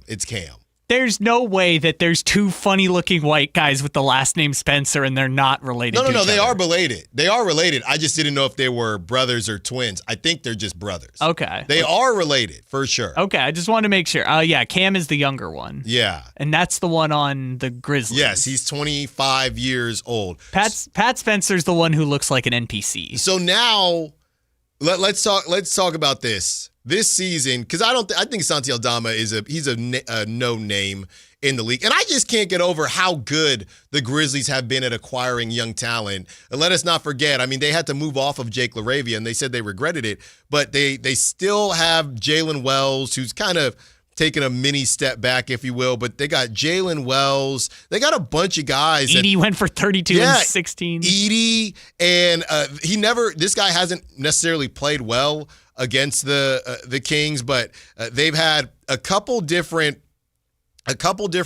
dudes ball out. Cedric Coward. So they've had talent in that building, and that's after Desmond Bane, Ja Morant, and Jaren Jackson. It's just been pretty impressive what they've been able to do. But here's the list, Kyle. Not to mention like Vince Williams and Gigi can't stay healthy. He was another one of my, hey, watch out for this guy, and he just can't stay healthy. Found money Scottie Pippen. Yeah. So this season you've had Colin Gillespie cook the Kings.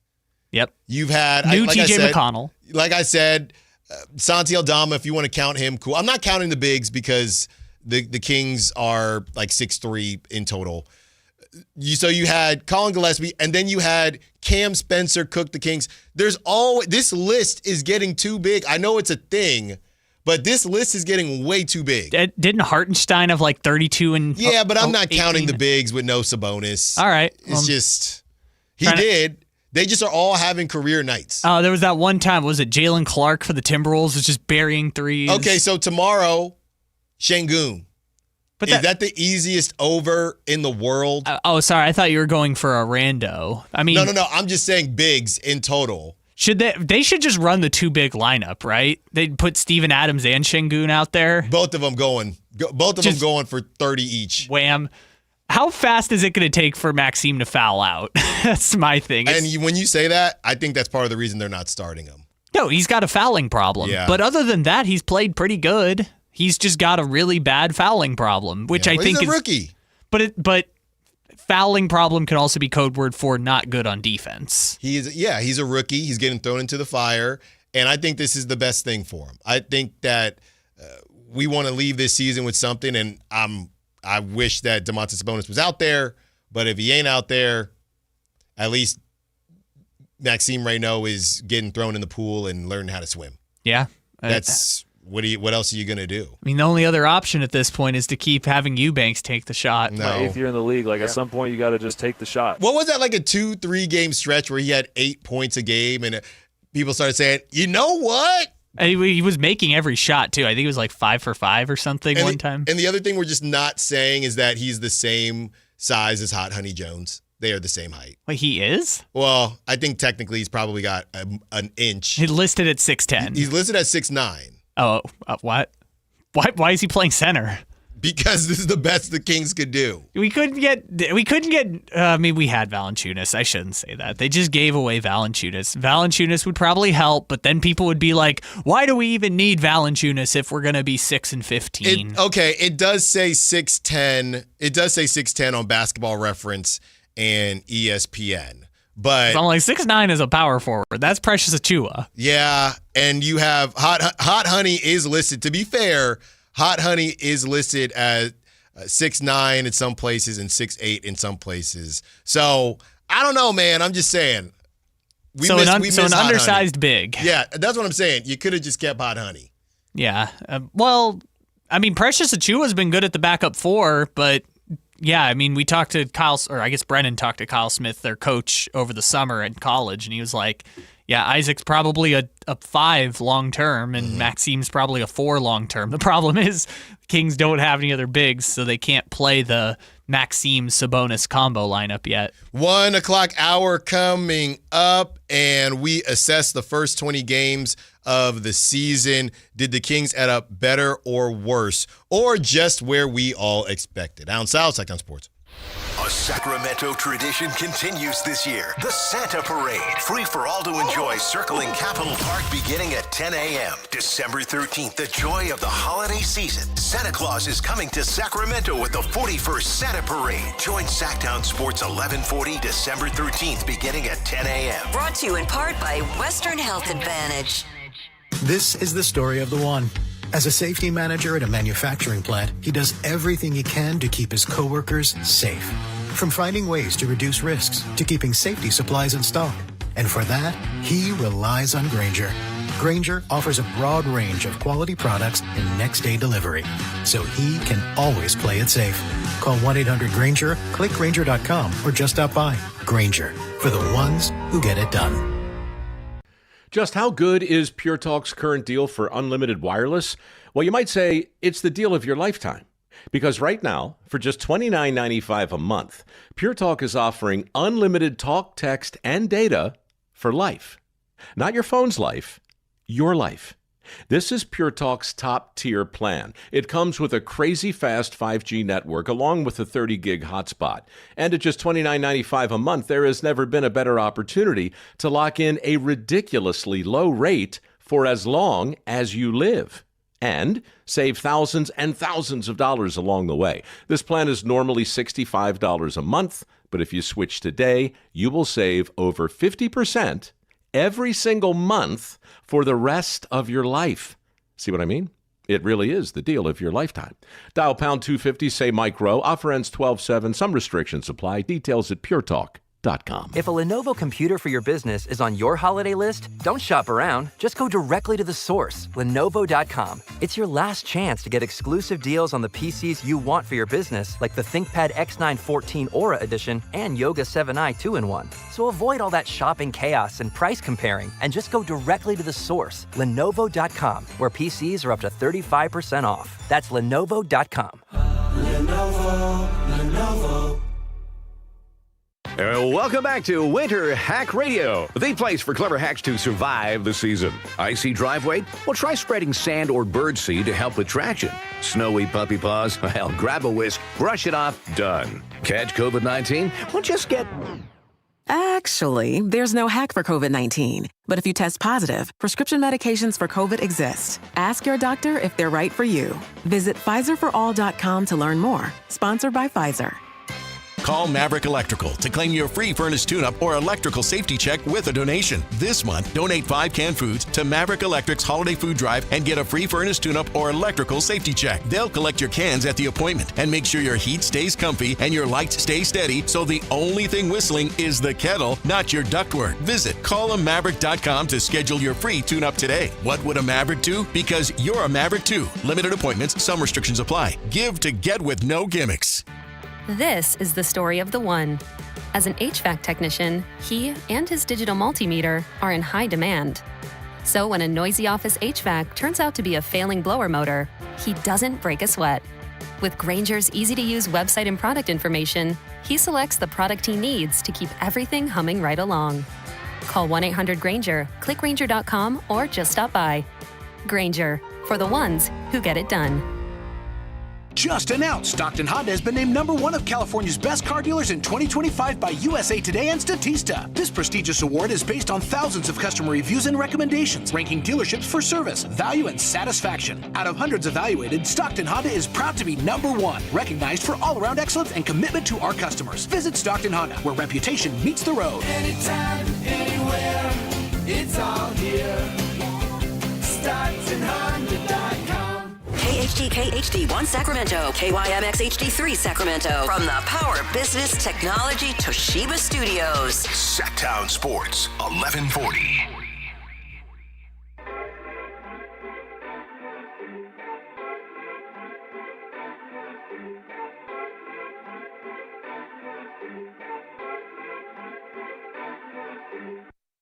your home for Kings talk and so much more. Live and local. Allen Stiles on Sactown Sports.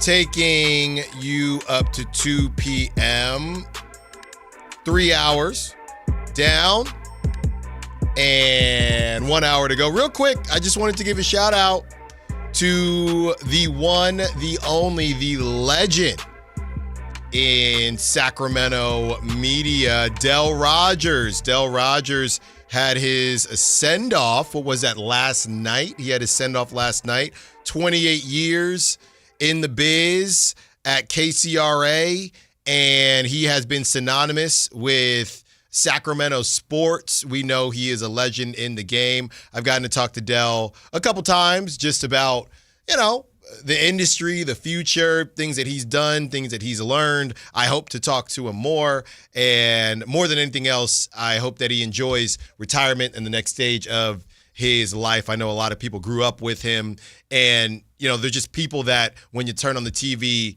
and it represents kind of a different time, right? Prior to streaming and prior to social media, back in the day when you turn it on and Del's going to tell you what happened, right? Or if you do something cool in high school, hey, we're going to be on the news. And a lot of that is still happening, but obviously the game has changed a little bit. But we are so thankful that Del Rogers was the one to lead us from where we were in media to where we are now and where we are going. And we are very appreciative to Del Rogers and all of our friends over at KCRA. I know they're in great hands with Michelle Dapper and Sean Cunningham. Do not play the drop right now. So shout out to Del. Sean Cunningham. Really, Kyle? Who? I don't know. So shout out to Del Rogers and everything that he's done for the Sacramento community. And we wish him the best in the next stage. And I know it's going to be a good one, and he will attack it and be successful the same way he has been and everything else he's done in life. So shout out Del Rogers. Getting to where the Kings are right now. The first 20 games are over. Were things better, worse, or as expected? Here are the wins and here are the losses. Utah win. At Bucks win. The Warriors without the crew. And it's a short list. The Warriors without their guys. The Kings didn't have their guys. The Nuggets and the Timberwolves. How could we forget those? The losses. They've lost to the Suns twice. They've lost to the Lakers. They've lost to the Bulls. They've lost to the Thunder 3 times. They lost to the T-Wolves twice. They lost to the Nuggets twice. Lost to the Hawks. Lost to the Spurs without Wemby and Stephon Castle and Dylan Harper. Lost to the Jazz, lost to the Grizzlies by 40, then lost to the Grizzlies again. They lost to the Hawks by 30. So, yeah, it's definitely worse than I thought. Spoiler alert. It's definitely worse than I thought. I mean, we sat here, and I'll never forget getting that call. I can't remember who the caller was, but they were very upset with me because I looked at that schedule and I said, this thing is cooked. I think the first 20 games of the season are really important to put you on the right path, and it didn't end up that way. And it wasn't going to end up that way, in my opinion, because it was a really tough schedule. Now, could you have won some more games that you probably should have? Yes, but we didn't know that Domantas Sabonis was going to miss double-digit games. We didn't know that Keegan Murray was going to miss double-digit games. So you throw that on top of it. I'm going to be honest. Worse, assuming that the Kings would be healthy, probably as expected, based on the injuries. And I know I've gotten on them, but if you look back on this, I know they lost it. Like, which games were they even healthy in playing? Now, I get it. Other teams weren't healthy either. But that Laker game, they were missing people. All these games until 4 games ago, they were missing Keegan. And they only have one. He's not even a true 4. They only have one of the prototypes that all the other teams seem to have at least 3 of, and Keegan Murray. So they didn't have that typical 3-and-D prototype with that size. I know Keon, is not able to play anyway. No. He's not injured. Somebody just don't like him. So Keon doesn't play. and he can't guard the guys that Keegan guards anyway. So missing him, Domantas Sabonis missing 10 games? If you told me that Keegan was going to miss how many has he missed? 15? Something like that? If you told me that, hey, Allen, here are the first 20 games. Keegan's going to miss 15. Domantas Sabonis is going to miss probably about 8. 10. Yeah, 10 out of the first 20. Do you think that they will win more than 5 games? I'd say no. I'd say no. So I think it's pretty much as expected.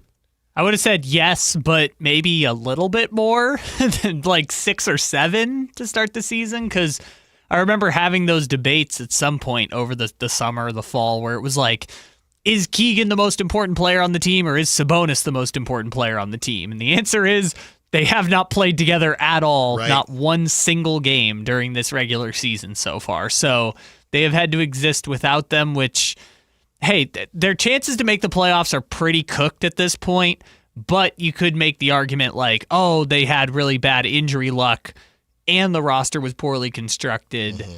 But injuries were playing more of a factor. You could if you wanted to, but... I mean, that Spurs game, they were missing enough guys. I feel like they should have won that game. But again, they're not losing to teams that are technically less talented, pound for pound. They're just losing to teams that actually make sense. Yeah, I mean, look back at those losses, too. Obviously, there's a lot of just brutal ones in there, but, they were up double digits on the Suns. Austin Reeves went for 51 and a triple-double in a game where they probably should have beat the Lakers with no Luka and no LeBron. That Thunder game, they were in it down the stretch. Now the Thunder pulled away at the end, but they were kind of in it. All the other games, I mean, the Grizzlies' 21st game on Sunday, they were kind of in it towards the end, but other than those 3 games, every other one was handily defeated. So, even the best-case scenario, they would be 8-12. Yeah, but honestly though, if you told me they went 8-12, same question. If they went 8-12, missing Domantas Sabonis and Keegan Murray, I would have better, worse, or as expected. I said that's much better than expected. I'm looking here. I just randomly clicked because I'm trying to remember who missed what games. Domantas Sabonis did play in that Hawks game where they lost 133-100. Domantas Sabonis, Kyle, I've never seen this before. Remember I said, what was Zach LaVine a couple nights ago? He was a minus 25 or minus 30. Minus 30 in a 9-point loss. Yeah, he was a minus 30. Remember that? I do. Okay. Domantas Sabonis in the Hawks-Kings game. Kyle, never seen it before. He was a minus 38. Wow. Just seems impossible. It seems. These are numbers I've never seen. Westbrook was a minus 34, by the way. Just because I'm a nerd and I see some of this stuff, if you ever want a good laugh, just go look at Bub Carrington plus minuses, because that dude is setting records for the Wizards might lose by 20, but he's going to be a negative 30. Every time Bub Carrington steps on the floor. That was randomly the game. They tried to get my boy Daquan Plowed in some minutes. He played 14 minutes. Keon, that was a game Keon played 31 minutes. He had 20 points. He was a minus 23, but he had 20 points. DeMar DeRozan was a minus 31. That again, it's so funny because it's not. How about this? And I'm not trying to skirt the question. The 5-15 isn't really the issue. It's actually how the 15 got there. If you do not need to be losing to the Hawks by 33 points. You do not need to be losing to the Grizzlies by 40 points. So the 5-15, yes. Without Domantas Sabonis, without Keegan Murray for a majority of those games, or for all of the first 20, yes, 5-15 is as expected. Now, when you say, now here, Allen, here are their losses. Now, whether that should matter or not, a loss is a loss. To me, it does. To me, getting embarrassed does matter, and I don't know what to do with that, but to me, it does. Yeah, because here's the other part of the conversation that kind of sucks to say out loud. Basketball Reference has a stat that is expected win-loss total, which is basically hey, if your team had a 98% chance of win probability and you blew it, Just a quickie. Just a small. Yeah. when it breaks. Again, these New Orleans Pelicans, they will never leave New Orleans. New Orleans Pelicans star Zion Williamson will miss extended time with the right adductor injury, sources tell ESPN. He will be reevaluated in 3 weeks. So again, that's a guy off the table. These trade talks every season with the Pelicans. You can't count them. You can't count on them for anything. How is Zion even doing this year? Like, I know the team is just garbage, but he's only played in 10 games. Okay, so he's played fewer games. That's the bonus. Are we done? Do you think the NBA is done with the Zion bit? Where is his value now? I think they were done years ago with it. I think there was still some. I know that was that was a Kings and a Warriors thing. Bleep it. Let's just go get him, and if it doesn't work, we'll dump it. When he's done, he'll just dump his contract. I don't even think he's that anymore. Dude, I genuinely don't know what to do with Zion. Is he? I don't know. I still believe he can be excellent, but he's on pace for another 30-game season. It's crazy. Zion Williamson is not going to make it to 30 games in, just doing quick math here, 5 of his 7 NBA seasons. That is unbelievable. Yeah. 30 games. That's barely, not even, that's like 40% of the season. It's always interesting when you take somebody that tries to break a mold, right? And Zion's comps were always very confusing. And we kind of did the LeBron thing, but LeBron, even at a young age, was more slender than Zion. And sometimes if it doesn't make sense, I say the same thing about Jamarcus Russell. The Raiders kind of had to do it, and the Pelicans had to do it. But sometimes it doesn't make sense, but you just can't afford to question it. The Pelicans losing Anthony Davis, they could not afford to question it. But you got a guy that looks like Zion jumping the way he was jumping. I don't know. Obviously, we didn't see this coming, but how surprised should we be? Tim Lincecum throwing high 90s with that 5'10 frame where you're seeing him rear all the way back. The Giants took him, and he had some really good years, but the Giants kind of knew this ain't going to last a long time, right? See, but that's the argument with any NBA player. Wemby shouldn't be able to do what Wemby does. I think Wemby is a risk. Yeah. And we've gone back and forth with Chet. I think Chet is a risk. But Chet's missed time. The crazy thing about Wemby, though. Wemby's missed time. These guys are still young. Wemby has missed time, but it's not Zion. Zion. No, not yet. Hopefully it doesn't become that, but Wemby's only in his second year. But what is the other example you could because Joel Embiid missed a lot of games with injury. He played 39 games. And he to start came his in career. with his foot or his toe, but you had to do it. You had to take the talent. Because Cleveland said no to Embiid. The Bucks said no to Embiid because of the concerns with the injury. But the Sixers made one of the pick that justified all of the tanking and all of the rebuilding was getting Embiid. So yeah, you have to. And if you're the Pelicans too, when you see the flashes in year 2 where he's starting in the All-Star game, you have to give him the max contract extension. No matter what you think about the player or the injury, you just have to. Isn't it? I know we've talked about this before. It is real funny how the body works. And there's actually been studies on this.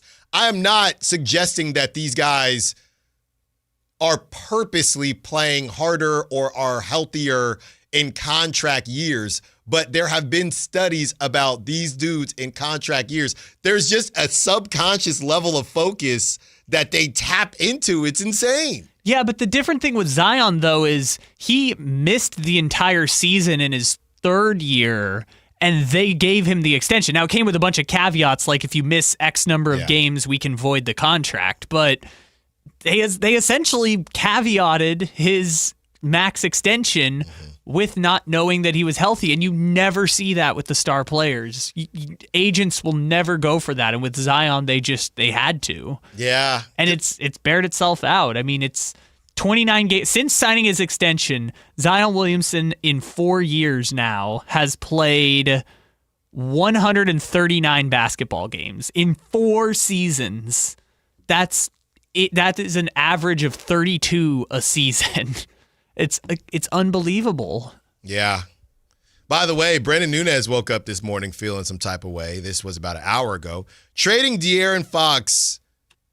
You ever see something and you think, did I miss something? Because Brendan says trading De'Aaron Fox for Zach LaVine was unexplainable at the time and looks worse and worse as time passes. That's where the Kings should have pivoted to youth, but they misevaluated how good their current roster is. Horrible execution at what should have been a turning point, and I don't put that on Monty and Wes. You think Brendan was just in his room, right, going about his day?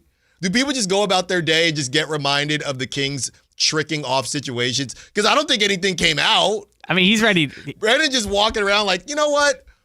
Why did they do that?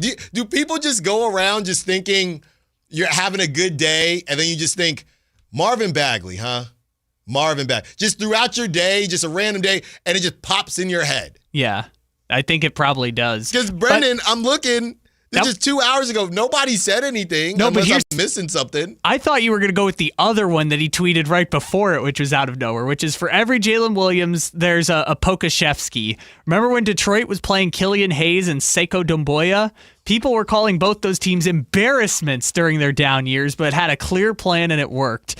No team is going to hit on every pick, but I think people strictly define tanking as deliberately losing games. It's more about letting young guys play through mistakes so you can see what they've got, which again, unprompted. Yeah, well, that makes more sense for the post that I saw, but still, he's just sitting there saying, stop playing these old dudes. We just left, where they have shoot around, he just left shoot around. Man, I'm tired of watching these old dudes. But here's the thing. He did not say that. Here's the thing, though. The one you just read was 6 minutes later. So he fired that first one off and is like, I got more I got to say. I'm sick of this. And now he's fighting. I mean, not fighting. Now he's going back and forth with people on Twitter. Brandon, don't do it, man. I don't think Monty and West truly had the final say on deals by the time Fox was traded. Even when it came to Anunoby trade talks a few years back, one of those front office members told me, OG is good, but what does his next contract look like? Okay, I got something. This is from, and we're going full TMZ here. Tristy. When it breaks. No. So Tristy Rodriguez of NBC Sports California is really good at, I think we all follow these guys on Instagram, but she's really good at capturing stuff and then making sure that it gets out there. She follows Doug Christie's wife, Jackie Christie. And there is a clip. The Kings had their holiday party last night, which always makes people mad when teams stink and the team is still having fun. But let me break that glass for you right now. They're going to keep having fun. These guys are multimillionaires. But in the clip, it's Doug Christie and Keon. And Kyle, I can't describe this to you well enough. You're just going to have to see it. I'm going to send it to you.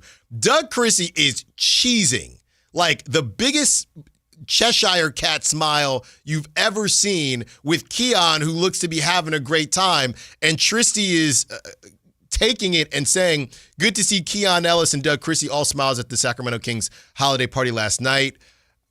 Ellis has averaged 10 minutes per game over the last 5 games and a DNP. Just an unfortunate and bizarre situation. So why am I saying this? Not to go Windhorse fingers. But Kyle, you always say that Doug Christie will bring up Keon knows how I feel about him.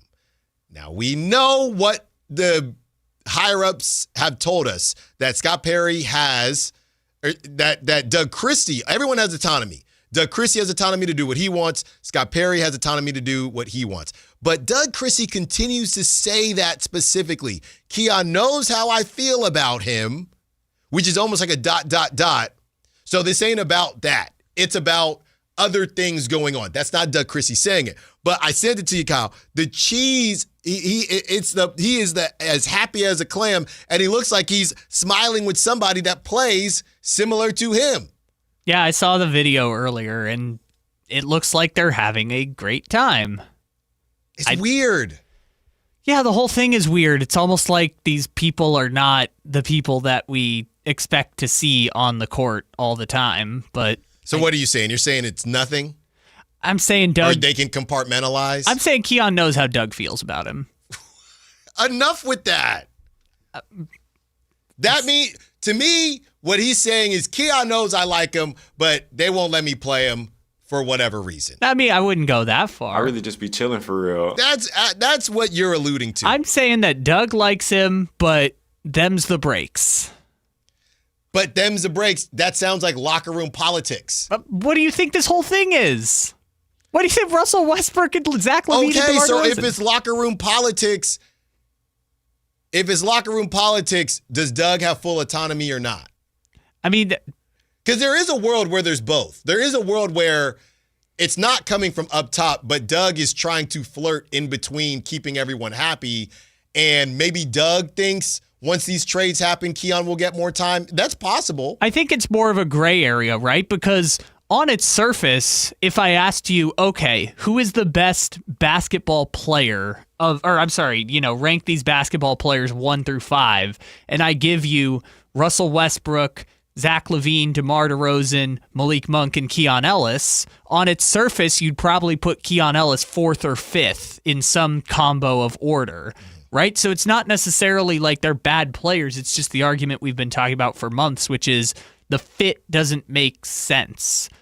They're not good on offense. They're really bad on defense.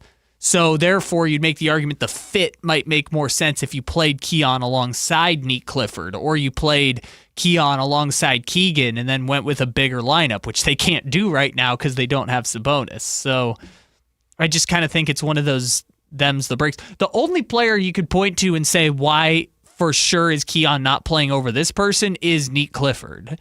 But I understand they view Neat Clifford as more of a developmental piece than probably Keon Ellis. And so therefore Clifford right now is getting minutes that I think Keon might better serve them on the floor, like right now in the immediate. Like if Keon were getting 18 minutes and Neat Clifford were getting 6, I don't think you'd have as many people saying, why is Neat Clifford not getting more run over Keon? Okay. Well, it's nice to see them able to separate whatever's going on the court. I'm not a person that thinks just because these guys stink, they shouldn't be able to have fun. And that's not realistic, and that's not fair, and that sounds ridiculous. So I know some people won't be thrilled, right, when you see these guys. When you say 1, 2, 3 Cancun, that's the thing. When you say 1, 2, 3 Cancun, didn't Draymond say at least I can afford to go to Cancun when he roasted some fan? The Cancun thing, it's funny. I mean, Charles Barkley or whoever, those guys are all rich anyway, right? But you as a fan saying, oh, this dude on the Rockets, they lost. They got to go to Cancun. You guys blew it. You know what they're going to say? Yeah, I am going to go. Also, it's pretty cold in Cancun, right now. Well, it won't be in May. It won't be when the Kings will be there. Yeah, I was going to say, it's a little too early for Cancun now, but it won't be when the Kings are going to be there. Yeah. Unless something drastic changes. They will be there. Hey, 1% chance to make the play-in, according to Basketball Reference right now. Not all the Kings will be there. Some of the Kings will be in the playoffs. It won't be with the Kings, but they will be playing in the playoffs. See, we didn't get to talk about this earlier when you were making the point about DeRozan, which, by the way, was a great segment if you want to go back and listen to it. But do you think Chris Middleton's kind of just sad he's on the Wizards? Like, when he was making that whole point about, like, it sucks to get traded. Got dumped. Yeah, it feels like you got... And I know they got back. They got Kuzma. They got Kuzma, yeah. Yeah, but it's also... Like if DeMar got moved, I do think it would be a, hey, we're going to try to get you some... It would be different than Kuzma or Middleton... Go to Washington and figure it out, brother. Yeah, because, like, Middleton, I understand why he would feel that way, because, like, he's going to have his jersey retired at that arena. Mm-hmm. Like, he thought he was going to be there for the rest of his career and get the ceremonious ending, and then they sent him to Washington, where I'm pretty sure they've won 8 games since Middleton's been traded, and one of them was against the Kings. Crazy. I'll never forget that game. JT Thor? Yeah, I'll never forget that game. Is he in the league still? He is. I can't remember where, but I saw him the other day, and I was like, oh, JT Thor. I think he's on a 2-way contract somewhere. Let's get to the other side, and when we do, we're keeping the conversation going. What is going on with the Kings? Also, Sac State, a lot of interesting situations going on with Sac State, and we got a little bit of NFL. Who is your betting favorite to win the Super Bowl? Allen Stiles, Sactown Sports. A A Sacramento tradition continues this year. The Santa Parade. Free for all to enjoy circling Capitol Park beginning at 10 a.m. December 13th, the joy of the holiday season. Santa Claus is coming to Sacramento with the 41st Santa Parade. Join Sactown Sports 1140 December 13th beginning at 10 a.m. Brought to you in part by Elk Grove Chevrolet, Western Health Advantage, and OK Tire and Automotive. This Sactown Sports 49ers report is being brought to you by Kia of Vacaville, located beside the Vacaville outlets. San Francisco improves to 9-4 with a road win in Cleveland 26-8. Christian McCaffrey and Brock Purdy both rushed for touchdowns in the victory. The defense was stellar, forcing 2 fumbles and holding Shadur Sanders to just 115 yards passing. Next up for San Francisco is Tennessee.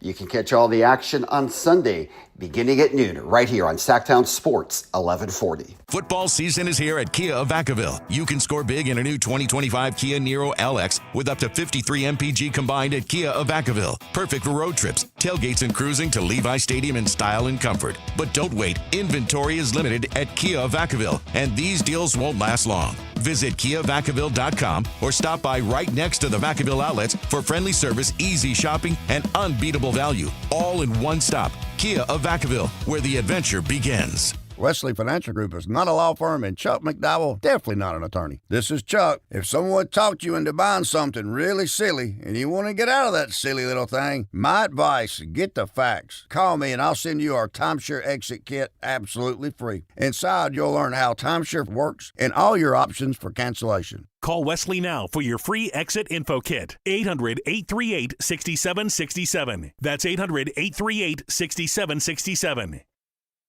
Have you heard the story that's about a guy who lives in a bank that is really close by? The Capital One Cafe is his home, no doubt, where customers bank and get their cash out. There's no fees or minimums on checking accounts, so your money stays. Most Capital One Cafes are open all 7 days. This magical place, as some people might call it, is where the Capital One Bank guy says, "What's in your wallet?" Such a lovely tale.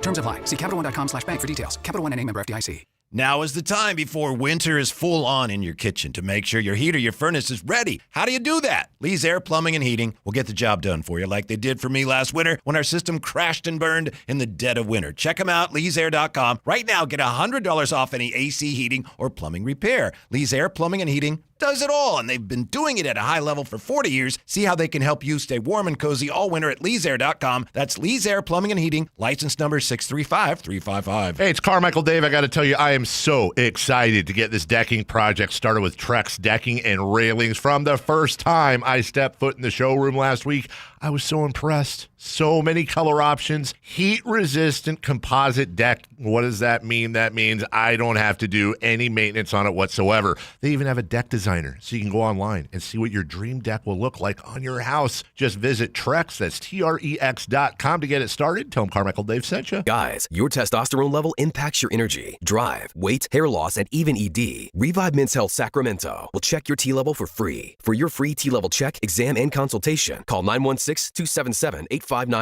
or visit ReviveMen'sHealth.com.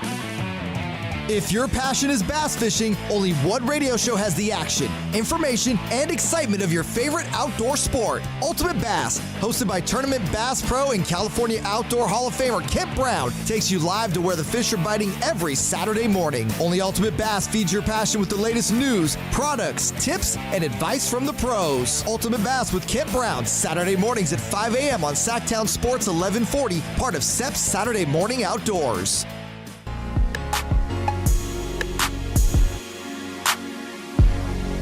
Allen Stiles You can join the show by texting 916-339-1140 on Sactown Sports.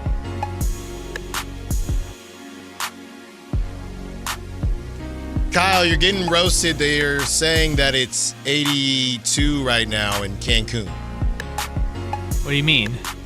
I don't know. You said it was... It's pretty cool in Cancun? Yeah, you said it was cool in Cancun. I mean, by Cancun standards, I mean 82.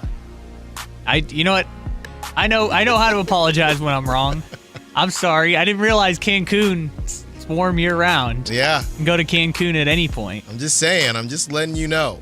We're going to send somebody home. They can go to Cancun while they wait for a trade. Yeah. So... That's off me, Coach. You know what? I did not realize it's warm in Cancun year-round. Look at Kyle. Hey, you know what? You boo someone enough, and they start learning. We are fixing the Gen Z generation, one Kyle Ledbetter at a time. I'm secure enough to know when I'm wrong. There you go. I don't need to be defensive about it's actually cold in Cancun. Well, it was cold when I thought it was cold. Yeah, who would do that? Not me. I know that much. Here's another update from Zion Williamson before the break. We were talking about different trades that are possible and guys that might pop up that could affect the market as it pertains to the Kings. And Shams put out that Zion will be out at least 3 weeks. He'll be reevaluated in 3 weeks. Shams went on to say, Williamson returned November 19th after missing just over 2 weeks with a hamstring injury, playing in 5 of the Pelicans' past 7 games before sustaining this adductor strain, which will sideline him for a much longer period. And it's not the time, but yeah, I mean, when it goes, we will have every summer somehow. And I know everybody else, everybody else, I gotta be careful here what I say, but all I know is there was a lot to talk about on the Allen Stiles Show all summer long. But if there isn't, we did not have time to talk about your favorite sports video games. We did not have time to talk about the bust, no bust conversation, which these are staples. These are staples in the summer. We had no time. We had Kuminga talk to get to. But if time allows this summer, we will have the bust, no bust, unbust conversation. The what now? When it comes to Zion Williamson, should injuries affect whether you're a bust or not? We didn't have time. We did not have time this summer. You want to do it right now then? We had to talk about Chris Boucher. And getting laughed out of the room for they should sign Precious Achiuwa. Yeah. You being like, oh, what a joke that was. We had to talk about Chris Boucher, who somebody brought up should be on the Allen team, as we talked about if a Kings ownership had it their way, who their team would consist of. And somebody tried to add Chris Boucher. Chris Boucher is not on my team. I just thought that the Kings maybe should add him. By the way, Alan, I also need to apologize because I made 2 mistakes in the last segment as well. Not just saying that it's cold in Cancun right now, but JT Thor apparently plays for Pallacanestro Regina of the Italian League Lega Basketball Serie A. And you didn't know Patrick Surtain was back. But that was hours ago. I'm saying just the 1 o'clock segment. I'm just saying, I'm Italian. Kings killer JT Thor is apparently playing in the Italian Lega Basket Serie A. Wow. Even his Kings moment couldn't keep him in the league. He'll be back. He'll be back. Bring him to Stockton. Yeah, why not? He'll play with John Elmore. Can't beat him, join him. That's what they say in LA with the Dodgers. Actually, never mind. He's only 23. That's not going to work for Stockton. Yeah, so Williamson is out for a long period of time, reevaluated in 3 weeks, which if we're doing math and you start to look at the other names that'll pop up. I don't even know when, by the way, speaking of, I don't even know when Ja Morant is back. Ja Morant, he's always fitted up. Hey, but I don't even know when that brother's back. Those soft tissue injuries, you never know. So Zion reevaluated in 3 weeks. That would be December 23rd.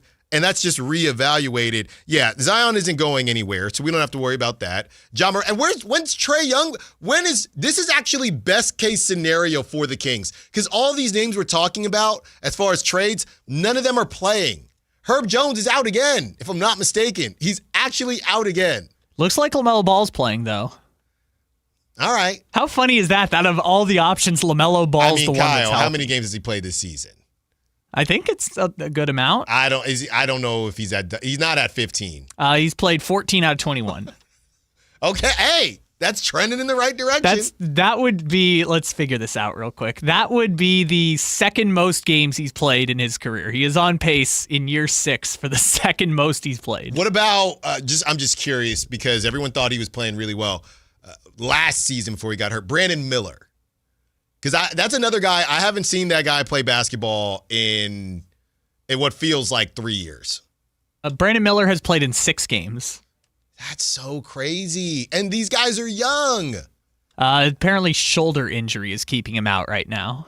How are you Charlotte? How do you get bad luck with both of your top picks? Now, they got Con Kneppel, and now everything is okay. Which, by the way, I saw him and Cooper both got the Rookies of the Month, and it was the first time ever two guys from the same school got it in their first month in the league. Good for them.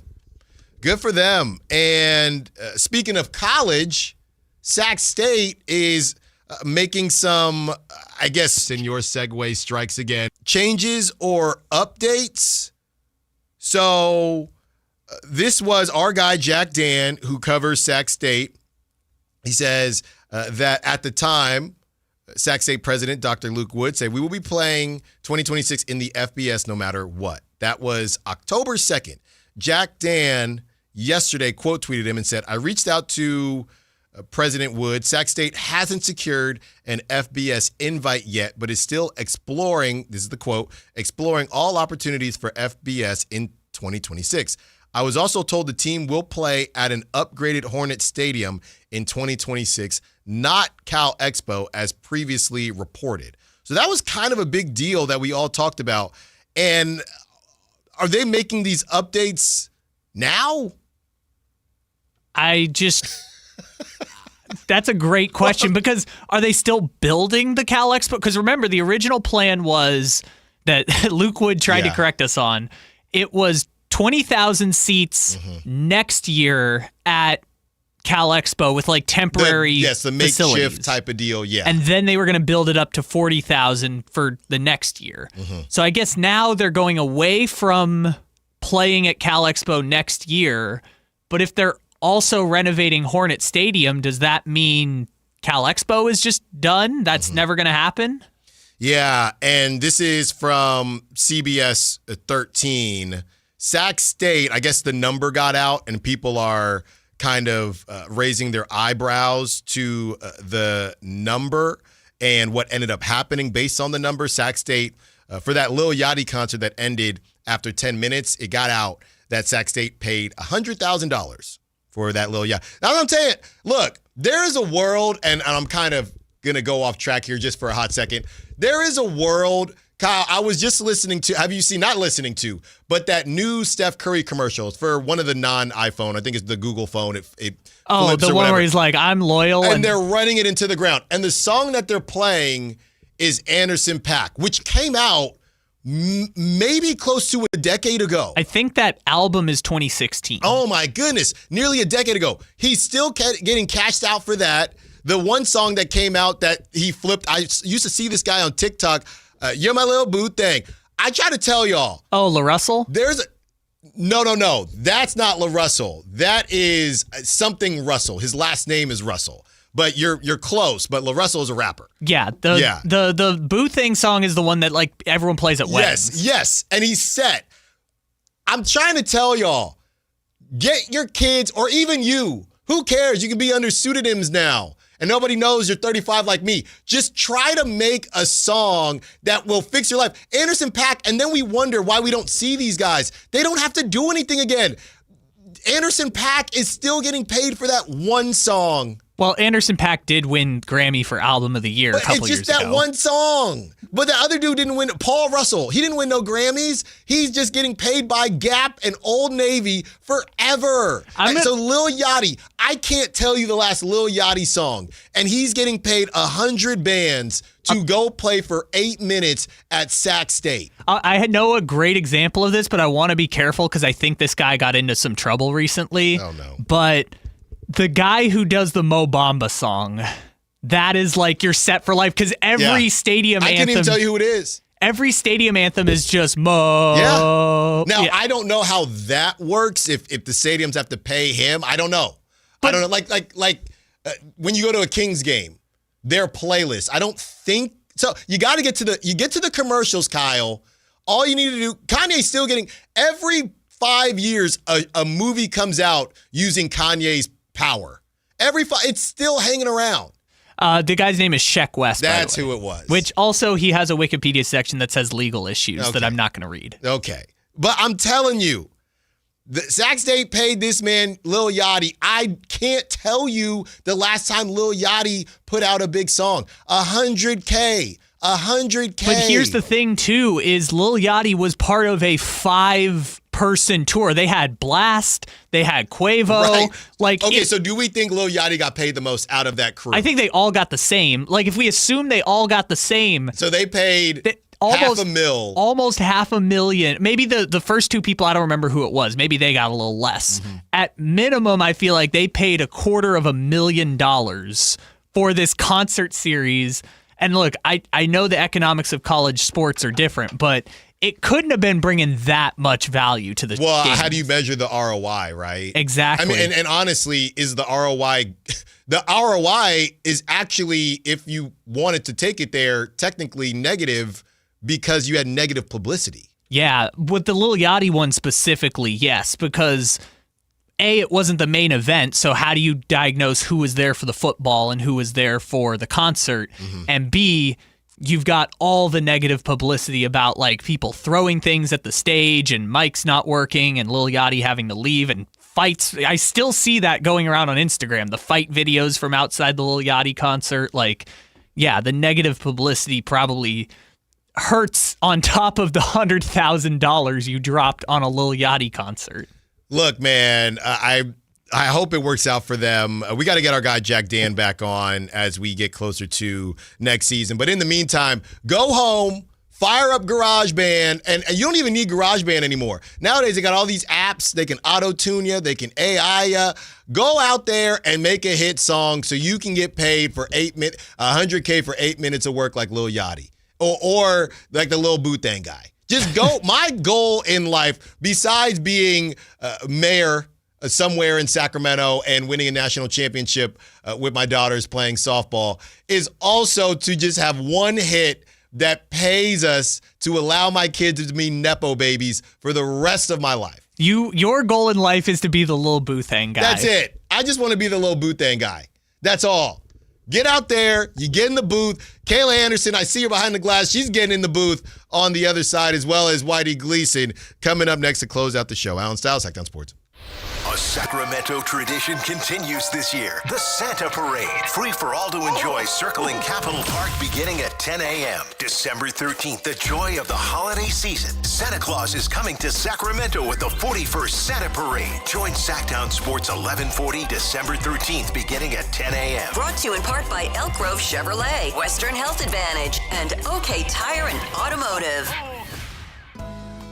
Don't you just love this time of year and the holidays when families get together to make memories? Hi, this is Frank LaRosa with a word about Naturewood Home Furnishings. From the time I was a youngster, the family table was always filled with a gathering of grandparents, aunts and uncles, brothers and sisters. Those are memories that will live with me forever. Naturewood Home Furnishings Holiday Home Sale going on right now gives you the opportunity to find the perfect holiday gift that will last a lifetime. You'll find unique gifts like gleaming accessories for every room, now 20% off.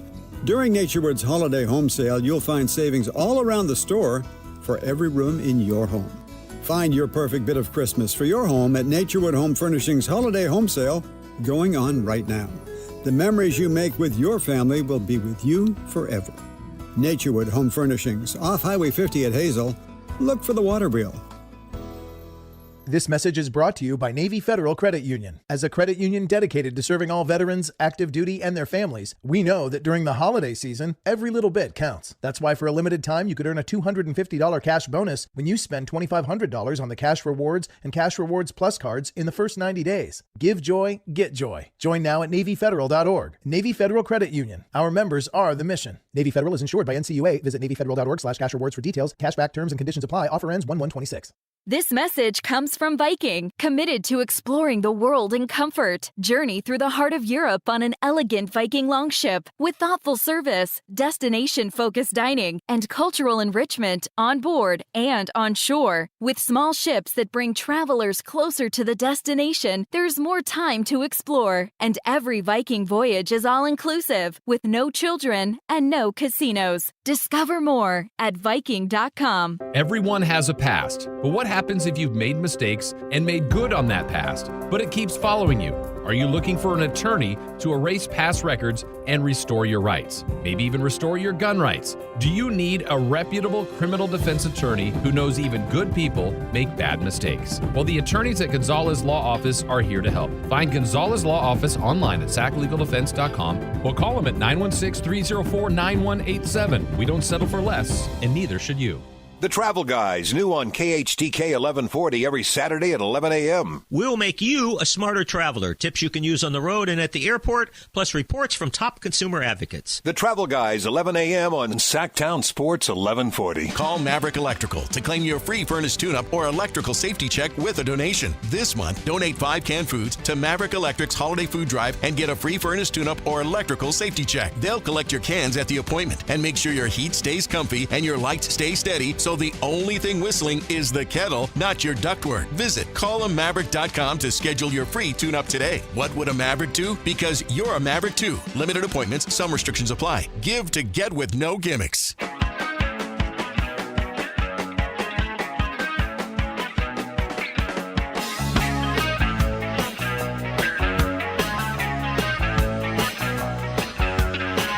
Allen Stiles. Watch the show on youtube.com/Sactown Sports 1140. Or listen on the Sactown Sports app. Whitey Gleason. You can hear him singing right now. Kayla Anderson. They will be taking you full today? Yeah. Well, yeah. SOS of the world. Full show. Yeah. Oh, wow. Don't give us that look. What look? The look like, oh, you're actually going to do work. Wow. No, I'm impressed. Anything over 3 hours, I think, hey. Give a round of applause. That's right. We started the show with, the way we did it was, and it was in no particular order, but we did a King of the Mountain with the young QBs, 25 and under, which is weird because it doesn't feel like Brock Purdy's only 25. But by the way, I saw this, Kyle. I think he turns 26, remember, for celebrity birthdays. I'm pretty sure his birthday is at the end of December. Brock? Yeah, so he's about to be 26, but he's 25 right now. And we did King of the Hill, and we started with CJ Stroud. Yep. So he's at the top. We've all played King of the Hill before, so he starts at the top. And then we had Jaden Daniels. This was a tough one. We made Jaden Daniels our king. Yeah, that's Jackson fair. Dart, we left Jaden Daniels. Caleb Williams, I'm higher on Caleb than others, but left Jaden Daniels. Bo Nix left Jaden Daniels. Got to Drake May. Okay. He's the hot guy now. He's a hot one. He's the hot guy this season. Hot commodity. Kyle went with Drake May. I went with Drake May simply because I've always been worried about Jaden's ability to stay healthy. I thought that he's so thin. By the way. I thought the same thing at LSU when he was coming out the draft. Yeah. So I did the thing. I went with the hot guy. Next was Trevor Lawrence, who randomly is still 25, and Brock Purdy, who is also 25. This was a really tough one, and that's where we ended it. And I think we went with Drake May because of ceiling, but it's a tough one. I mean, Brock's been to a Super Bowl. Drake May's played good for what? 11 games? I will push back a little on that. Go look at his statistics from last year. He might not have gotten as much hype because of, like, first of all, the head coach. Yeah. Like, that was like an interim, I feel like, that position. Was messed up, that was screwed up, by the way, to do that to him. But he actually wasn't bad last year. Mm-hmm. Like, he's getting more, spotlight now because of Mike Vrabel, but he's playing better. He's improved on a lot of things, and they've given him a little bit more to work with. Yeah, and it's funny because I think Hunter Henry, we were talking about when Travis Kelce retires, I think Brock and Kittle will be the best tight end QB connection in the NFL. I don't know. You can argue that, there's better quarterbacks and you could argue better tight ends. I think George Kittle's up there, but them as a unit, Hunter Henry, I think, is a little bit underrated. He's been going crazy here as of late. And everyone's saying, well, these teams don't have the same, they're not giving the same help to Drake May. Drake May has a 30-year-old Stephon Diggs coming off of, ACL. And some games, he's not even really a factor. Yeah. Kayshawn Boutte, all right, and they have Demario Douglas. To me, it just looks like it's more about Drake May versus they've surrounded him with these weapons. And we go the back line's better. The line's better, and Caleb Williams is when you go to Caleb but now Williams. The line's injured. Sorry. You go to Caleb Williams. They thought the same thing. His wide receiver core. Well, he's coming in with all these weapons, and I think so. But if you go weapon to weapon, I know they just got Travion Henderson, but I think Caleb was in a better position weapon-wise. I know his line stunk last season too, but I think he was in a better position weapon-wise than Drake May right now. I'd agree with you. This was in The Athletic today. Jeff Howe does his weekly, the stock market quarterbacks. Yeah. 1, this is overall. I know you're talking about particular age. 1, Stafford. 2, Josh Allen. 3, Mahomes. 4, Drake May. Huh. 3 Mahomes. That's this year? Yeah, it's right now. Yeah, but people were also putting Jaden Daniels at 4 last year. That's why I'm doing the hot guy thing. Yeah. But I just feel more comfortable because of how Drake May plays. I know he can run, but he's not running all over the place. And, Kyle didn't believe me. I don't know how much you've seen on social media. Kyle didn't believe me that New York Giants feel they've seen enough from Jackson Dart. This is our savior. This is our guy. Kayla, haven't you been seeing? This is over. They don't need to look. He's an idiot. Kevin is not a fan. He's also Kevin got the is Tua not a thing, fan. too, where he's just going to have concussions. He didn't even run yesterday. What do you mean he got leveled at going out of bounds because he refused to go out? He had 12 yards. Right there on the sideline. Just step out of bounds. Yeah, he was going out of bounds and he got laid out because he refused to go out of bounds. This is how I play. We're not playing soccer. That's what he said yesterday. I know. This is the cliche. actual quote's even dumber. He's such a frat boy. I've always been taught since I was little, maybe it's cliche, quarterback's got to be smart. Jackson Dart's dumb. He's just dumb. I'm not going to fully push back on that. Whitey. Like he did play for Lane Kiffin at Ole Miss. And look, I'm not going to take a stray shot at Lane Kiffin. Yes, I am. Goodness, but you too. Okay. I don't know how much of the brains are there, fully, compared to a guy like Brock Purdy, where I think the brains are there. Well, that's because, Jackson Dart, look at him. Jackson Dart I was telling Kayla about this yesterday as we were in the parking lot. We were looking up at the sky and the moon. He's one of those guys that says, we never went to the moon. It's funny you said that, Whitey, because when I type in Jackson Dart on the internet, the second thing that comes up on autofill is Jackson Dart moon landing. Yeah. Also, the actual That's quote. Your quarterback, Allen. Also, the actual quote, this is football. I'm going to get hit. We're not playing soccer. Yeah. I think he makes some valid points. They're not playing soccer, Okay. which is actually football. Just on a separate note. By the way, Alan, we forgot one quarterback under 25 to add to the list. Of course, your guy Trey Lance. Okay. Oh, still under 25. Where is he now, I was like, I by did the some way? extensive research. Kayla, we are one Justin Herbert injury away from him starting a playoff game. And Herbert has a broken left hand, left something. We wrist or might something? see Trey Lance start a playoff game. And these guys be big as hell, but somehow it's the biggest guys that are hurt all the time, I feel. Herbert has the weirdest injuries. Yeah. Like the weirdest injuries that don't completely take him out of the game. It's always some hairline. It There's is. always a hair, Yeah. and there's always a line. It is. What's the weirdest injury you ever suffered? Not just as an athlete, but at home or anything. Weird? I don't know. Yeah, weird. I don't know. I pulled my groin, but that's not weird. Mm-hmm. Okay. Yeah. Well, I was playing basketball. Co-ed league. I was cooking. Were you jumping high? Oh, yeah. I had a vert, probably 32. Well, you get to be a 33. center fielder. That is so funny. Why didn't you even let me finish my statement? Kevin just goes right into I'm going to find my perfect game. I'm pretty sure I was in the 30s. Really? I am. How about post Achilles? What league was this, or what? No. Yeah, it was a co-ed. It was a co-ed league in Oakland. I don't know.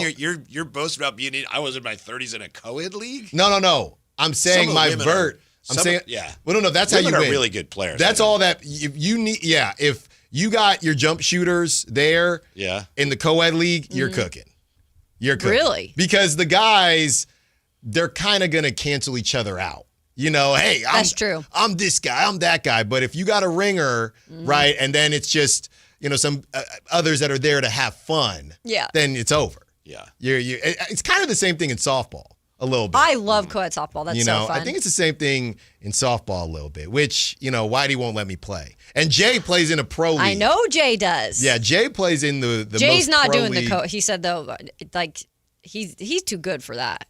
He's trying to get sponsored. Well, yeah, I don't You know blame what I him. mean? Mm-hmm.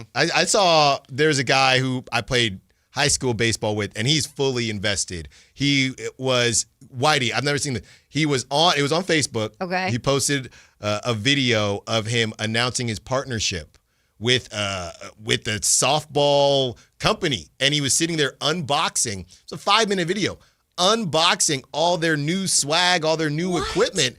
I guess he made it. Wow. Maybe I was wrong. Hey. Maybe I should have just went all in on softball. Right? Got sponsored. He's explaining this stuff. I'm like, Jay, where you at? I don't see your unboxing videos.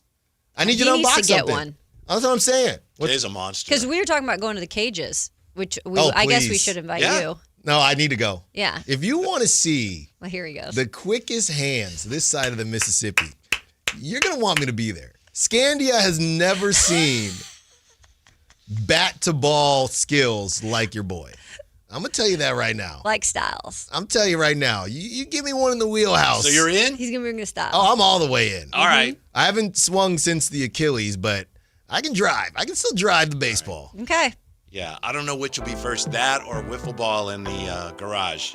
We can do that. Yeah. We can do that all day. Okay. I got a wiffle ball around the house if you need one. Yeah. That's right. We can do that any day of the week. And I'm so glad that this day of the week is Whitey Gleason and Kayla Anderson for the next 4 hours. That's a 3, by the way. It's in your segue. Still got to run the tankathon. Tankathon. Kyle, do you want me to stay on time or not? Kyle, I just read. Oh, my goodness. With the second. Whitey, check the screen. No, with the second pick in the NBA draft. Confirmed. The Kings select AJ DeBanza. Good for you. BYU. I almost said Duke, but that's Cam Boozer. All right, Whitey Gleason, Kayla Anderson, Jay Johnson, they got you for the next 4 hours. Thank you to Michael Scotto. Thank you to the callers, texters, Zach Chatters. Thank you to Kyle as always. Until tomorrow, let's get the back. Like the bean. Like the bean. Don't forget my podcast. This is football. Like, I'm going to get hit if I'm in the pocket or outside the pocket. Like, I've played this way my whole entire life, and we're not playing soccer out here. Like, you're going to get hit. Things happen. It's part of the game. Don't forget my podcast. Gotta go. This is the story of the one. As a safety manager at a manufacturing plant, he does everything he can to keep his coworkers safe. From finding ways to reduce risks to keeping safety supplies in stock. And for that, he relies on Grainger. Grainger offers a broad range of quality products and next-day delivery, so he can always play it safe. Call 1-800-GRAINGER, click Grainger.com, or just stop by. Grainger, for the ones who get it done. The Sactown Sports 49ers Report is being brought to you by Kia of Vacaville, located beside the Vacaville outlets. San Francisco improves to 9-4 with a road win in Cleveland, 26-8. Christian McCaffrey and Brock Purdy both rushed for touchdowns in the victory. The defense was stellar, forcing 2 fumbles and holding Shadur